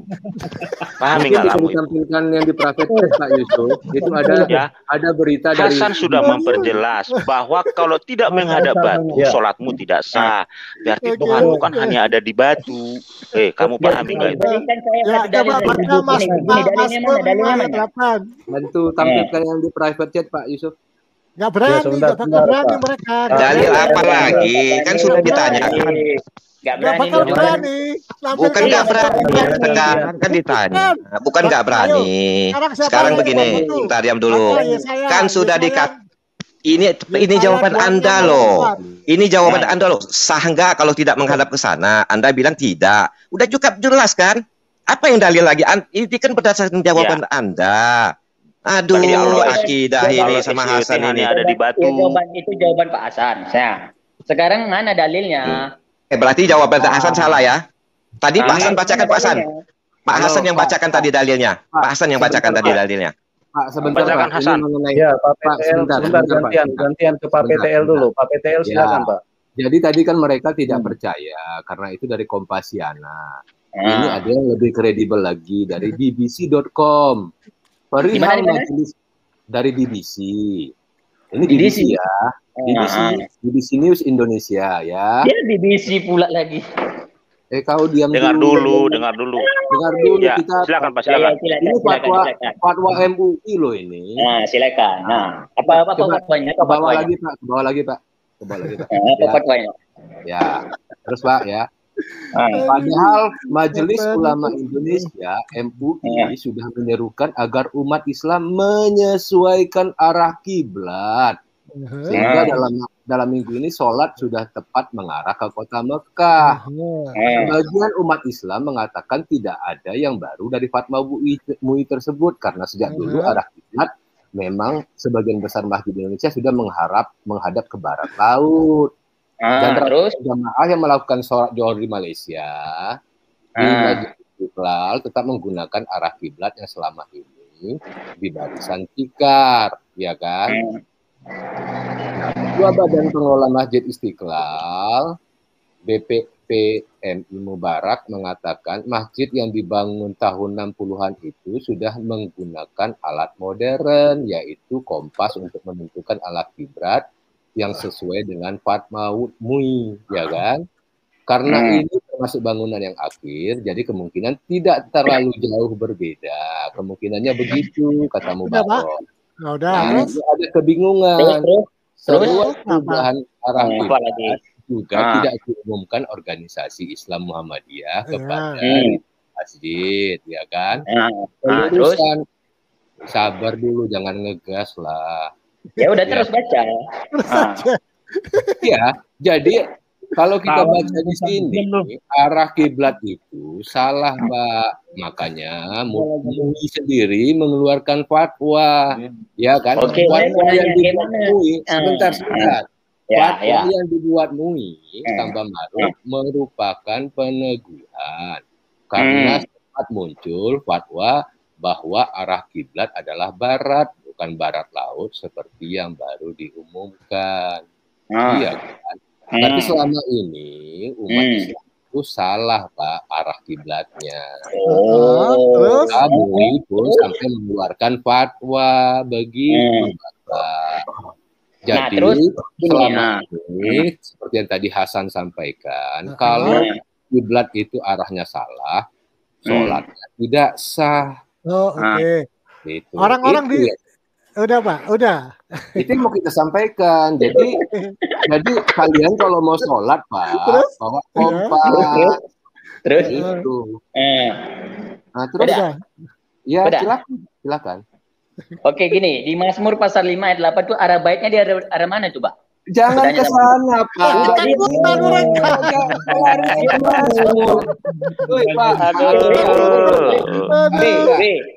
gini. Dijelasin pun nggak bakal ngerti kalian. Sebentar. Menurut kamu Alkitab itu asli atau palsu? Nah, gini, ini kitabmu aja. Menurut kamu Alkitab itu asli atau palsu, Akidah? Menurut kamu? Menurut Alkitab itu asli atau palsu? Alkitab itu ada sebagian yang dipalsukan. Nggak ada yang sebagian. Menurut kamu Alkitab itu asli atau palsu? Al-Quran Anda semua palsu. Kalau Anda menista. Kalau Al-Quran kita katakan itu semua palsu, isinya dongeng. Hadis Anda itu ajaran mitos. Ya, mitos itu semua. Ayo, sekarang siapa yang menyembah itu? Ayo, baca Yesaya 26. Ayo, baca hadismu. Lalat jadi obat. Maka sholat tidak sah. Dan ternyata memang kiblat kalian itu salah arahnya, melenceng. Melenceng. Jadi ke Mazmur, kalian jangan kutip ayat Alkitab, karena kalian katakan Alkitab itu sudah palsu. Jangan dikutip yang palsu, kutiplah dong yang ada di Al-Quran. Halo Hasan, kamu jawab saya ya. Setelah Muhammad meninggal 200 tahun kemudian, itu arah kiblat itu arahnya ke Petra. Itu sejarah. Arahnya ke Petra. Masjid itu semuanya arah ke Petra. Kiblatnya. Ngerti? Sumbernya apa? Kompasiana lagi. Daerah Kemayoran. Kamu cari di Google aja ketemu. Bego kamu orangnya otaknya. Udah mulai kepikiran roh kudus ini. Udah mulai kepikiran roh kudus. Sekarang kamu bilang tadi kan kiblat itu kalau salah kan tidak diterima doanya. Nah, kalau sengaja, Pak, kalau sengaja. Kamu cari di Google. Sekarang ditambah lagi kalau sengaja. Tadi nggak ada ngomong kalau sengaja. Itu ibadah. Tadi saya ngomong kalau sengaja. Dia menyalahi kiblat. Sekarang ditambah lagi. Keluar lagi fatwanya yang baru kalau sengaja. Silakan diputar. Itu sudah benar. Kamu itu, waduh, kamu memang nggak sekolah sih, ngomong sama orang nggak sekolah begini sih ini. Ngeyel melulu. Itu udah sejarah, benar-benar itu tidak bohong. Sejarah mengatakan juga Nabi Daud itu mengajarkan untuk menghadap kiblat. Baca Jangan bawa Alkitab, masih nggak berani kalau nggak berani. Mazmur berapa, Mas? Sekarang saya layani kamu sekarang. Sekarang saya layani. Mazmur berapa? Mazmur 138 ayat 2. Sebentar ya. Kamu masuk pasal 5 ayat 8. Ayo, buka ayat itu. Ayo, Mazmur 138 ayat 2. Di mana arah baik itu? Kamu masuk Kristen ya. Masuk Kristen ya. Kamu masuk Kristen ya, oke? Kita jawab ya. Mengancam lah. Satu-satu jawab, satu-satu biar tertib. Baca Mazmur 5 ayat 8, Mazmur 138 ayat 2. Ini umat ketakutan ini kalau Hasan. Dengar dulu Hasan. Tadi di awal saya masuk ke kamu sampai kamu liang kubur selayani menurut Alkitab. Sekarang saya komitmen. Kita buka Mazmur 138 ayat 2. Saya Timothy dan teman-teman di sini ahli kitab. Sampai kamu semua umat muslim di Indonesia ini sampai liang kubur kami layani kamu. Kalau mana Alkitab, kamu paham? Jangankan sampai liang kubur, Hasan. Dengar dulu. Sampai alam kamu, Tuhan kamu, junjunganmu itu, saya layani. Ya, sampai junjunganmu itu saya layani itu. Ya, Mazmur berapa? Mazmur berapa itu? Mazmur berapa? Ayo, baca. 100 berapa? Begitu dong. Pasal 5 ayat 8. Hasan. Pasal 5 ayat 8. Hasan. Tadi dibilang 138 ayat 2. Hasan, baca Hasan. Mana Hasan? Udah lari Hasan. Mana Hasan? 138. Pak Hasan itu di mute Pak Hasan. Saya baca ya. Siap-siap belum masuk Kristen ya. Siap-siap belum masuk Kristen ya. Saya baca ya. Dengar ya. Jangan tertawa kamu Hasan. Tertawa. Dengar Hasan. Yang syukur atas pertolongan Tuhan. Judulnya ya. Dari Daud. Aku hendak bersyukur kepadamu dengan segenap hatiku di hadapan para ilah. Aku akan bermazmur bagimu. Aku hendak sujud ke arah bait-Mu yang kudus dan memuji nama-Mu oleh karena kasih-Mu dan oleh karena setia-Mu. Sebab Kau buat nama-Mu dan janji-Mu melebihi segala sesuatu. Ayat 3. Pada hari aku berseru, Engkau pun menjawab aku. Engkau menambahkan kekuatan dalam jiwaku. Semua raja di bumi akan bersyukur kepadamu ya Tuhan, sebab mereka mendengar janji dari mulut-Mu. Mereka akan menyanyi tentang jalan-jalan Tuhan, sebab besar kemuliaan Tuhan. Tuhan itu tinggi, namun Ia melihat orang yang hina dan mengenal orang yang sombong dari jauh. Jika aku berada dalam kesesakan, Engkau mempertahankan hidupku terhadap amarah musuhku. Engkau menaruh tangan-Mu dan tangan kanan-Mu menyelamatkan aku. Tuhan akan menyelesaikan bagiku. Ya Tuhan, kasih setia-Mu untuk selama-lamanya. Janganlah Kau tinggalkan perbuatan tangan-Mu. Itu tentang nyanyian syukur atas pertolongan Tuhan. Jadi kamu kalau fokus satu ayat, kamu keliru besar. Oke, sekarang gini, di mana arah bait itu? Bait Tuhan itu, ya di Israel itu, pada saat Salomo buat itu bait Tuhan itu hanya sebagai nama Tuhan yang ditaruh di sana, bukan Tuhan ada di sana. Nama Tuhan yang dipanggil di sana. Di mana arah bait itu? Tadi dinding, tadi mana gitu, di mana? Di Israel di mananya? Apa nama benda? Dibangun dalam satu bangunan. Itu ada ruang kudus, ada ruang maha kudus. Ngerti nggak? Berarti kalian tuh nyembah dinding juga. Berarti kalian menyembah dinding. Akidah Islam. Dengar dulu. Dengar dulu. Akidah Islam. Saya jelaskan. Saya bisa jawab ya. Saya bisa jawab ya. Dengar dulu. Yang lain tuh ya. Dengar dulu ya. Pasang telinga baik-baik nih si Hasan tuh ya sama jangan ngelucu ya nanti ketahuan. Hasan, diam kamu.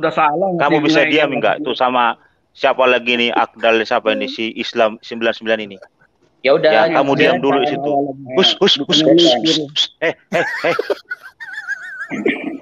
Bahlul.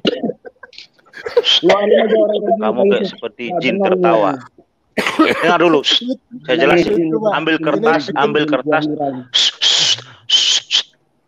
kertas kamu, terus pulpen, terus kamu perhatikan. Udah nggak perlu. Kamu simak baik-baik. Kamu duduk manis, ambil pulpen, terus kamu tulis. Ini baik-baik ya.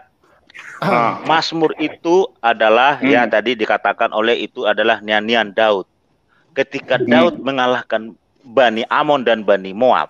Jadi waktu Daud memerintah bangsa Israel, tempat kudus Tuhan, seperti yang dikatakan tadi, ada ruang maha kudus, ada ruang suci, ada ruang pelataran. Itu ketika mereka berperang mengalahkan. Jangan kamu jawab, diam dulu. Kamu jangan neleneh, kamu niletuk seperti jin gua hero kegelapan. Ini udah diam dari tadi. Jawab aja lah. Kamu jangan niletuk. Diam kamu. Abdul, ya. Kamu bebal orangnya ya, dasar keturunan gua hero. Udah mulai kepenuhan Roh Kudus. Dengar dulu. Nah, ketika mereka ya kita dengarin Roh Kudus bekerja. Diam, bukan tanya. Ini binatang ini kurang ajar ya. Kamu menista terus ya. Hasan. Bukan manusia lu ya, nggak bisa diatur lu ya. Nah, begini, kalau dia menista, kita menista ya. Jangan kamu salahkan Hasan ya. Loh, dia omongannya bagus sekali. Nah, sekarang kamu binatang ya. Binatang baru bisa menista orang ya. udah mulai kepenuhan Roh Kudus ini. Nanti kalau kita ngomong ini nggak enak kan, hanya binatang yang hanya kelakuan binatang yang kawin banyak seperti dituncit kiri kanan itu loh, ada itu ya. Nabi ya. Oke, nanti kalau kita ngomong kasar, nanti kita ngomong kasar baru kamu ini. Udah saya jawab dulu ya. Ya hormati kamu ngomong-ngomong lain. Oke ya, jadi ketika Daud memimpin bangsa Israel, dia raja.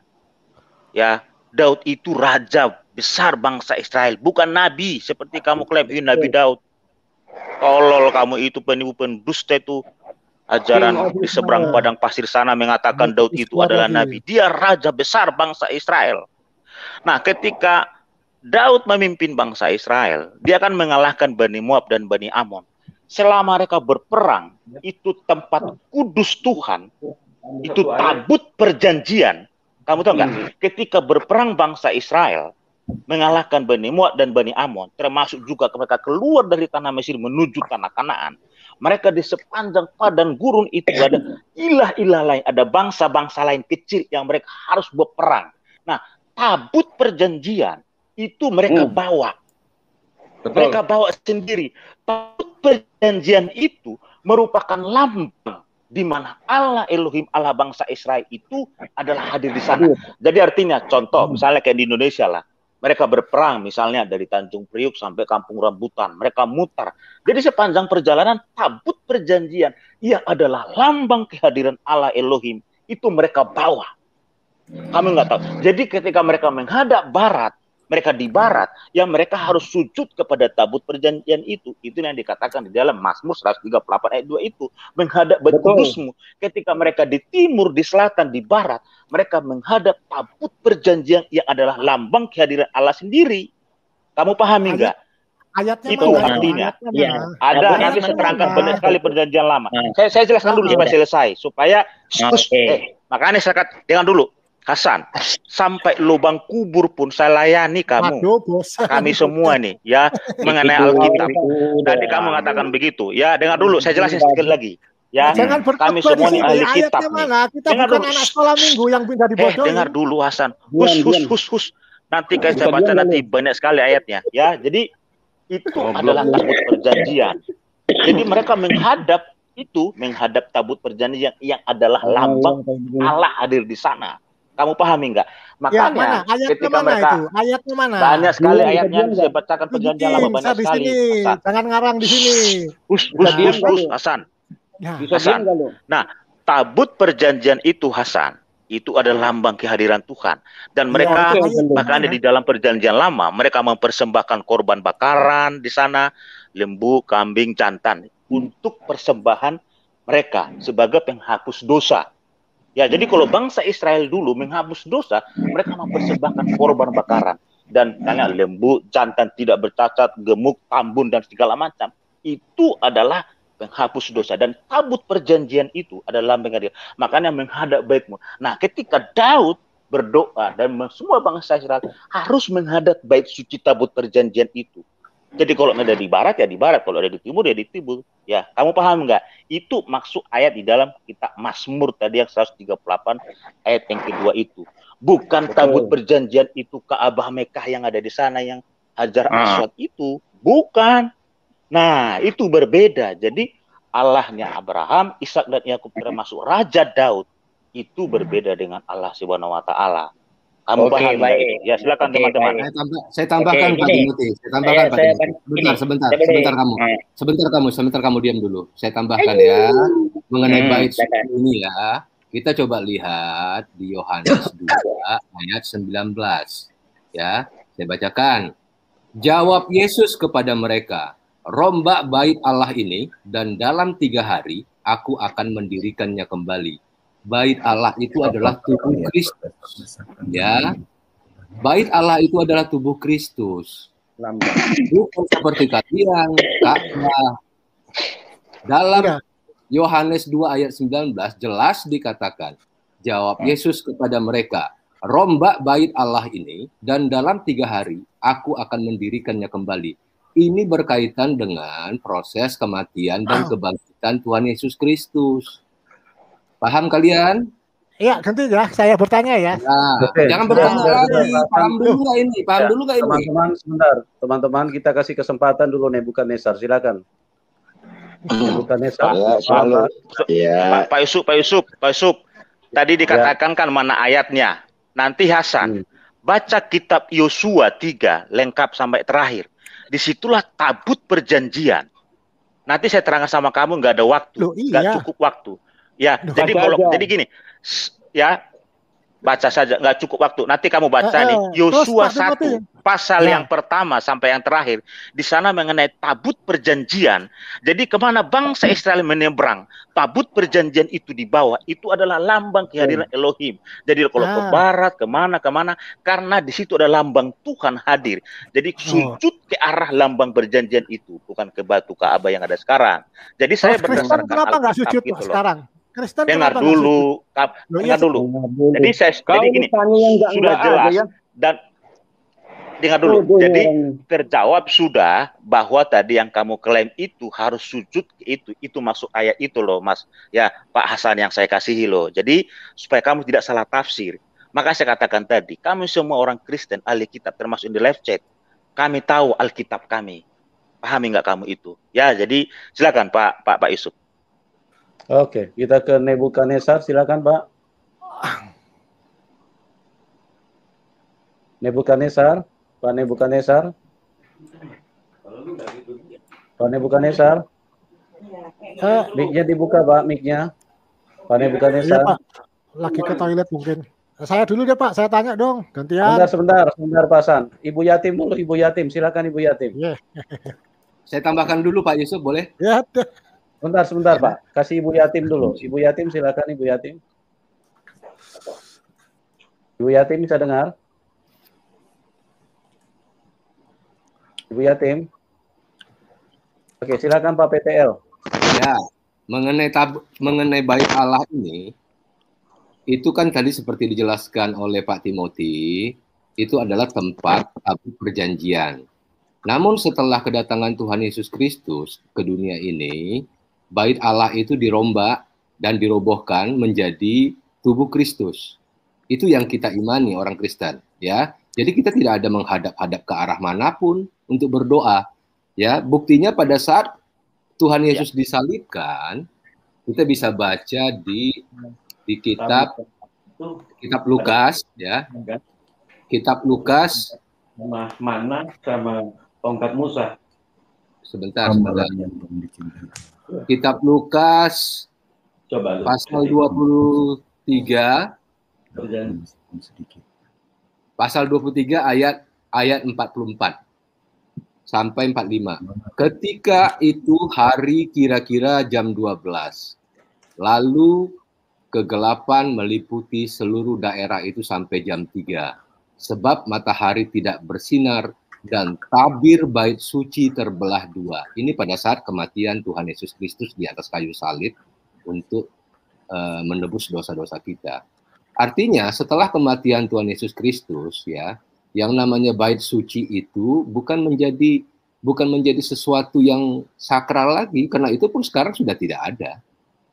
Yang ada tembok ratapan, di mana sekarang orang-orang Israel atau Yahudi itu melakukan doa di tembok ratapan tersebut. Itu Yahudi, bukan iman yang diajarkan oleh Tuhan Yesus. Jadi kalau seperti Hasan, akidah Islam mengatakan kita harus berdoa nungging sujud ke arah satu arah, enggak benar itu.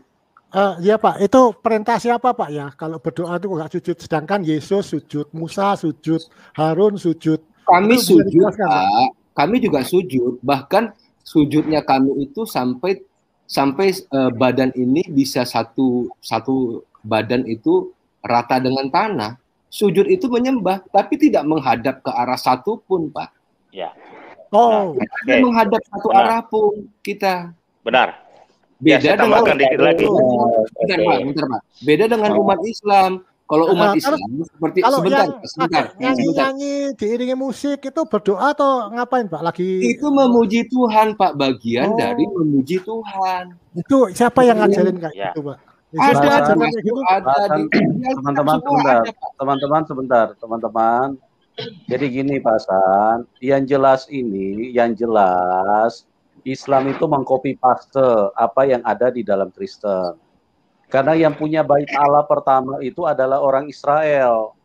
Bait Allah yang ada di Mekah itu muncul pada saat Muhammad ada.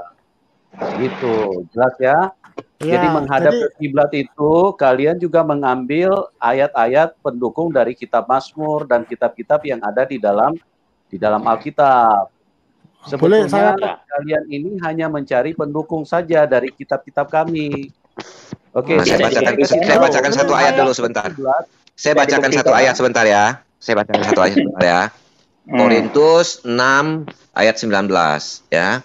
Atau tidak tahukah kamu bahwa tubuhmu adalah bait Roh Kudus yang diam di dalam kamu, Roh Kudus yang kamu peroleh dari Allah, dan bahwa kamu bukan milik kamu sendiri ya. Jadi maksudnya adalah kita menyembah Tuhan itu dengan tubuh yang suci, yang murni, tanpa mengkuduskan suatu tempat tertentu, tanpa mengkeramatkan suatu tempat tertentu, karena Tuhan adalah roh ya, menyembah Tuhan adalah roh dan kebenaran ya. Nah, ini dikuatkan di Yohanes, sebentar dulu, dikuatkan di Yohanes 1 ayat bukan Yohanes 1, Yohanes 4 ya. Yohanes 4 di ayat 23 ya. Tetapi saatnya akan datang dan sudah ya, sekarang bahwa penyembah-penyembah benar akan menyembah Bapa dalam roh dan kebenaran ya. Nah, sebab Bapa menghendaki penyembahan demikian. Nah, kenapa dia mengatakan begitu? Ya, karena di ayat 21-nya dikatakan, kata Yesus kepadanya, maksudnya kepada perempuan Samaria ya, percayalah kepadaku, ya, hai perempuan, saatnya akan tiba bahwa kamu akan menyembah Bapa bukan di gunung ini, ya, dengar ya, bukan di gunung ini. Berarti bukan pada suatu tempat tertentu dan bukan juga di Yerusalem. Artinya apa? Menyembah Tuhan itu tidak harus pada suatu tempat tertentu, tidak boleh dikeramatkan. Ngerti nggak? Apalagi menghadap pada suatu tempat tertentu, karena Tuhan hadir di mana-mana. Begitu. Demikian. Terima kasih. Benar. Ya, Pak, bisa tambahkan dikit lagi. Ulangan 12. Dengar dulu, saya tambahkan dikit lagi, Hasan. Saya tambahkan dulu Pak Yusuf. Izin Pak Yusuf sebentar, Pak Yusuf. Saya tambahkan supaya clear tadi ya, tabut perjanjian. Sebentar. Karena alasan si Hasan ini beberapa kali saya dengar, tabut kudus itu menghadap itu, ini adalah klaim Muslim. Jadi saya mau clearkan malam hari ini supaya kamu next time kamu tidak lagi ayat catut di dalam kitab Mazmur. Saya terangkan sedikit. Nubuatan ulangan 12 ayat 5 dan 6. Ya, sekalian. Ini aja dulu satu-satu dulu ya, Hasan. Tadi Yesus sudah clear, tidak diutus. Ini lagi saya clearkan. Jadi saya terangkan sedikit. Mau balik ke situ? Belum clear itu. Nah dulu. Clear. Kalau kamu baca nanti dalam, dengar dulu Hasan. Kalau kamu baca di dalam nanti 1 Tawarik 22 ya sampai 28 itu banyak sekali mengenai tabut perjanjian. Saya bacakan satu ayat aja. 1 Tawarik ya 17 ayat 1 ya. Setelah Daud menetap di rumahnya, berkatalah ia kepada Nabi Nathan, lihatlah aku diam di dalam rumah kayu aras, pada hal tabut perjanjian Tuhan itu ada di bawah tenda-tenda. 1 Tawarik 22 ayat 19, mulailah mendirikan tempat kudus Tuhan, supaya tabut perjanjian Tuhan dan perkakas kudus Allah dibawa ke dalam rumah dan dirikan nama Tuhan. Saya katakan tadi bahwa tabut perjanjian itu dulu adalah lambang Elohim yang Allah hadir di sana. Ketika bangsa Israel, dengar dulu Hasan, dengar dulu sebentar. Ketika raja-raja Israel termasuk Daud ketika berperang, tabut perjanjian yang adalah lambang Elohim hadir di sana, itu dibawa-bawa ketika berperang. Kemana tabut perjanjian ini dibawa dan mereka sujud ke sana. Nah sekarang betul tadi yang dikatakan saudara-saudara yang terkasih, sekarang tabut perjanjian itu sudah tidak ada dan rumah Tuhan itu sudah habis, sudah enggak ada. Jadi orang Kristen sekarang setelah Yesus Kristus, tabut perjanjian tidak ada lagi di sana kemari, barat selatan, tidak ada menghadap.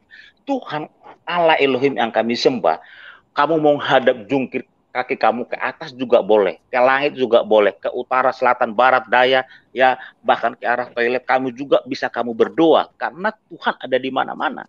Jadi jelas bahwa bait suci mandi bisa berdoa ya. Ya, itu jelas ya. Jadi Hasan, lain kali nanti jangan lagi bawa ini karena setiap kamu saya lihat kalau misalnya diskusi, ayat favorit kamu kalau mengarah kiblat selalu kamu kutip ini dan yang lain-lain juga termasuk Nandar, termasuk Farhan, termasuk siapa itu namanya cewek yang dua itu ya. Jadi jelas ya. Jadi kamu tahu itu. Jadi kalau kamu memahami Alkitab harus memahami Alkitab dari Kejadian sampai Wahyu. Ya wajar kamu tidak mengerti karena kamu hanya mencopot ayat semata. Ya kamu seperti Jagir naik lah, seperti yang lain lah, seperti yang lain. Ya silakan teman-teman. Udah Pak Nebukadnezar nunggu itu. Silakan Pak Nebukadnezar. Masa kita selamat malam. Selamat malam, silakan Pak. Ya, terima kasih diberi kesempatan. Pak Hasan, sehat-sehat ya Pak Hasan ya? Alhamdulillah, berkat Tuhannya Yesus, Pak. Puji Tuhan. Bapak, amin, haleluya. Saya mau tanya, Alkitab yang kami pegang ini apakah asli atau palsu menurut Bapak? Menurut Lukas saja Pak ya, jangan menurut saya. Oh jangan menurut Lukas, saya minta menurut dari pihak Muslim. Jangan dari Alkitab kami. Oke. Jadi gini, kalau menurut saya berdasarkan dari kitab Lukas bahwa jangan Pak, jangan. Dari saya menjawab kok dibatasin Pak. Begini Pak, Islam tidak punya kitab Lukas Pak. Bahasa Indonesia. Islam tidak punya kitab Lukas. Jadi jangan pakai kitab Lukas karena itu punya Kristen yang kalian bilang palsu. Oke. Ayo mari kita. Ya. Jadi Bible ini adalah dianggap kitab suci. Saja, jangan begitu. Jawab iya apa enggak. Kau mutar-mutar kayak gasing aja lu. Jawab iya kenapa kepanasan? Kenapa kalau saya jawab itu kok pada kepanasan sih? Diam aja kenapa? Jawabnya singkat aja, saya itu cuma singkat, palsu atau tidak palsu, cuma itu aja. Jadi Allah itu menurunkan Injil memang kepada Nabi Isa. Tapi penulisannya stop Hasan. Bapak ada yang dipalsukan Pak, kalau mau jawab singkat. Ada yang dipalsukan. Bapak, saya cuma ya sudah dia sudah jawab. Dia sudah jawab. Ada yang dipalsukan berarti palsu semua, selesai. Satu palsu berarti palsu sebenarnya. Begini. Ada dipalsukan artinya, sekarang begini, sebentar ya. Dia bilang ada yang dipalsukan. Tolong kamu tunjukkan ya, perincikan satu-satu mana yang dipalsukan, mana yang asli. Tunjukkan. Oh, gini. Sekarang kalau misalnya Yesus itu mengaku utusan, tapi banyak umat Kristen yang menganggap bahwa dia itu Tuhan, itu nggak ada ayatnya itu di mana? Yang satu, apalagi? Bentar. Apalagi? Kamu harus bisa perincikan loh, supaya nanti tidak ini standar ganda. Oke. Ada berapa kitab di sini? Semua kamu perincikan. Pak Hasan, itu kan kata orang Kristen, bukan kata orang Islam. Anda kan mengatakan bahwa ada yang Kristen begini-begini. Tidak. Bahkan pernyataan Anda, jawaban Anda menimbulkan pertanyaan. Allah menurunkan Injil. Ya. Apakah ya Injil yang diturunkan buku atau firman? Oh bukan, firman. Yesus sudah ngomong kan, segala firman telah aku sampaikan. Maaf Pak, di Quran tidak ada Yesus. Ya ada Pak, siapa bilang? Nabi Isa itu Yesus. Kata siapa? Siapa? Lahirnya di mana, Pak? Kata kacil. Lahirnya di mana, Pak? Lahirnya di pohon bawah kurma. Pohon kurma. Iya, betul. Di kota mana, Pak? Kotanya, harus cari dulu. Di pohon kurma. Iya, mohon dicarikan di kota mana ya. Nah, mohon dicarikan. Pada saat itu musim kurma. Tidak, Bapak, mohon jangan dipotong saya. Mohon jangan dipotong. Mohon maaf. Al-Baqarah itu 164, Quran dipermudah untuk dipelajari. Uhud 1, Quran disusun rapi serta dijelaskan secara terperinci. Surah 1452, Quran penjelasan yang sempurna. Tolong Pak. Yang sempurna apanya? Ini loncat topik kemana-mana ini. Ntar saya karena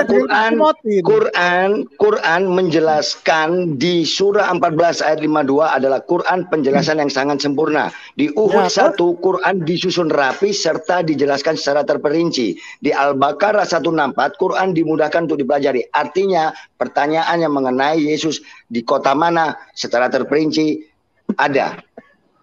Oh, sebentar, saya harus lihat ayatnya dong, Pak. Saya bukan ustadz yang langsung hafal lah. Iya. Ini kitab. Saya tertarik dengan Pak Timothy itu, katanya mau sampai ke Bapak, bukan Pak Timothy. Saya ini bukan Nesar, Pak. Bukan Pak Timothy. Saya ini bukan Nesar. Saya loncat-loncat. Tiap orang masuk topiknya beda. Gimana? Karena ini? Jawaban ini Bapak bukan penjelasan dari kitab Bapak. Lo kok bisa? Iya dong. Iya, coba tolong di kota mana? Jelaskan, ada nggak di kitab Anda? Di bawah pohon korma, umpamanya di kota Texas. Ya. Jelaskan ada tempatnya kan? Kalau ya, di bawah pohon korma bisa di mana-mana saja. Ya, jangan-jangan pohon korma yang di samping rumah saya itu, yang di Isa itu. Betul. Jadi tolong, karena Quran itu penjelasan sempurna, Pak. Iya. Karena Quran itu secara terperinci, Pak. Karena Quran itu mudah untuk dipelajari, Pak.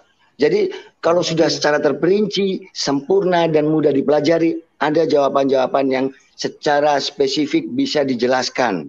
Karena Muhammad lahir ada kotanya, Pak.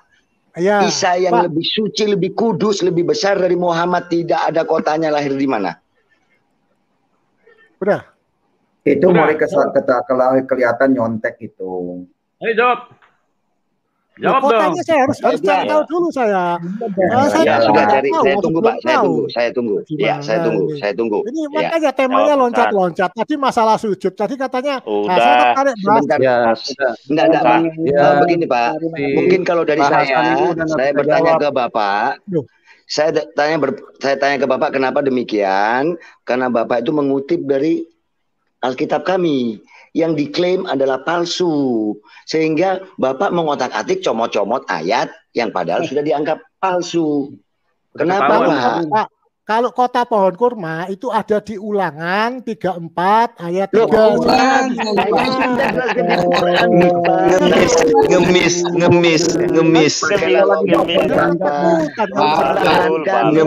Pak Hasan, Bapak Hasan pertahankan kebenaran kitabmu, Pak. Kitabmu akan menjawab kalau kitabmu itu adalah benar, Pak. Hasan. Sekolah di padahal barusan dikatakan itu Alkitab itu sudah palsu. Padahal dia kutip jawabannya dari Alkitab yang palsu. Enggak semuanya dipalsukan. Gimana sih? Ya, Bapak, kalau mau ngomong masalah Pak, itu Bapak akan mempersulit diri Bapak sendiri, Pak. Jangan loncat-loncat topik. Bahkan nanti masalah Yesus kalau Bapak bilang ada yang dipalsu atau tidak dipalsu, bahkan kita akan menanya secara rinci mana yang dipalsu. Saya minta mana ayatnya, kemudian saya tunjukkan. Tolong tunjukkan ayat yang asli dari Al-Quran itu yang Bapak tahu apa itu dia bunyinya. Jangan dicomot-comot, Pak. Bapak semakin sulit menjawab tentang dipalsukan dan tidak yang dipalsukan. Pertama gini. Pertama gini. Apa yang palsu, siapa yang palsukan, tahun berapa dipalsukan, siapa yang malsukan, di mana dipalsukan, apanya dipalsukan, tahun berapa, di mana, kapan. Yuk, jelaskan. Sekarang gini. Tadi ada yang mengatakan Alkitab palsu, umat Islam suka comot-comot Alkitab. Sedangkan kalian membenarkan Tuhan kalian, Yesus, itu melalui dari Al-Quran kami kan mengatakan Al-Quran itu adalah palsu. Siapa bilang melalui Al-Quran? Saya bisa kutip Bapak. Al-Quran bukan palsu tapi mitos. Al-Quran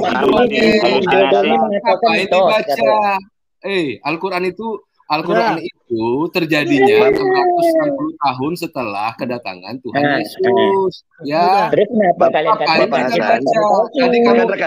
tadi Hasan menanya. Tadi Hasan menanya ya, di mana Yesus dikatakan Tuhan. Saya bacakan Sebentar dulu. Tadi kan Hasan menanya di mana Yesus dikatakan Tuhan, ya. Ini yang menyampaikan malaikat, bukan manusia yang menyampaikan ini, ya. Itu ada di Lukas 2 mulai ayat 8. Itu tentang kelahiran Tuhan Yesus Kristus. Tapi kata karunia malaikat tak berlaku. Kamu diam dulu. Akidah, kamu diam dulu. Sopan, ya. Ya, saya bacakan Lukas 2 mulai ayat 8, ya. Ini tentang kelahiran Tuhan Yesus yang diberitakan oleh malaikat kepada para gembala, bukan hanya satu orang. Para gembala itu banyak gembala, ya. Saya bacakan. Di daerah itu ada gembala-gembala yang tinggal di padang menjaga kawanan ternak mereka pada waktu malam. Tiba-tiba berdirilah seorang malaikat Tuhan di dekat mereka, dan kemuliaan Tuhan bersinar meliputi mereka, dan mereka sangat ketakutan. Jadi bukan di Gua Hiro, ya. Lalu kata malaikat itu kepada mereka, jangan takut, sebab sesungguhnya aku memberitakan kepadamu kesukaan besar untuk seluruh bangsa, bukan hanya bangsa Israel, kata si Hasan, ya. Hari ini telah lahir bagimu juru selamat, yaitu Kristus Tuhan. Saya ulangi, hari ini telah lahir bagimu juru selamat, yaitu Kristus Tuhan di kota Daud. Jadi nggak di bawah pohon korma. Oke, sudah Pak, ya, dari Alkitab sudah menjawab. Sekarang saya minta dari kitab Anda sekarang, Pak. Bentar, Pak, saya bacakan dulu, Pak. Dan inilah tandanya bagimu, kamu akan menjumpai seorang bayi dibungkus dengan lampin dan terbaring di palungan. Jelas kalau Alkitab itu. Ya, dan tiba-tiba tampaklah bersama-sama dengan malaikat itu sejumlah bala tentara sorga yang memuji Allah, katanya, kemuliaan bagi Allah di tempat yang maha tinggi dan damai sejahtera di bumi di antara manusia yang berkenan kepadanya. Jadi memang room ini dengan masuknya si Hasan dengan si akidah Islam ini nggak ada damai sejahtera karena Tuhan Yesus tidak berkenan kepada mereka. Sudah, ya, Pak, sudah. Wajar. Jadi nggak ada ceritanya Tuhan Yesus itu lahir di bawah pohon korma. Di Israel itu tidak ada pohon korma, Juragan. Ya, Pak. Ya, saya jawab ya. Saya jawab. Beri waktu saya menjawab. Beri waktu saya menjawab. Oke. Teman-teman. Beri waktu saya menjawab, Pak. Ini gimana? Sudah, Pak, sudah cukup. Sudah cukup. Muter-muter lu, nggak tahu jawaban lu lagi. Lahirnya ditulis dalam Al-Quran di bawah pohon korma itu adalah penyesatan terbesar buat dunia, ya. Betul. Yang benar itu adalah di Injil, di dalam palungan, di kota Bethlehem, di kota Daud, ya. Oke. Benar. Kita mau berdebat dengan mereka ini juga tidak ada gunanya karena mereka tetap dibutakan sama jin.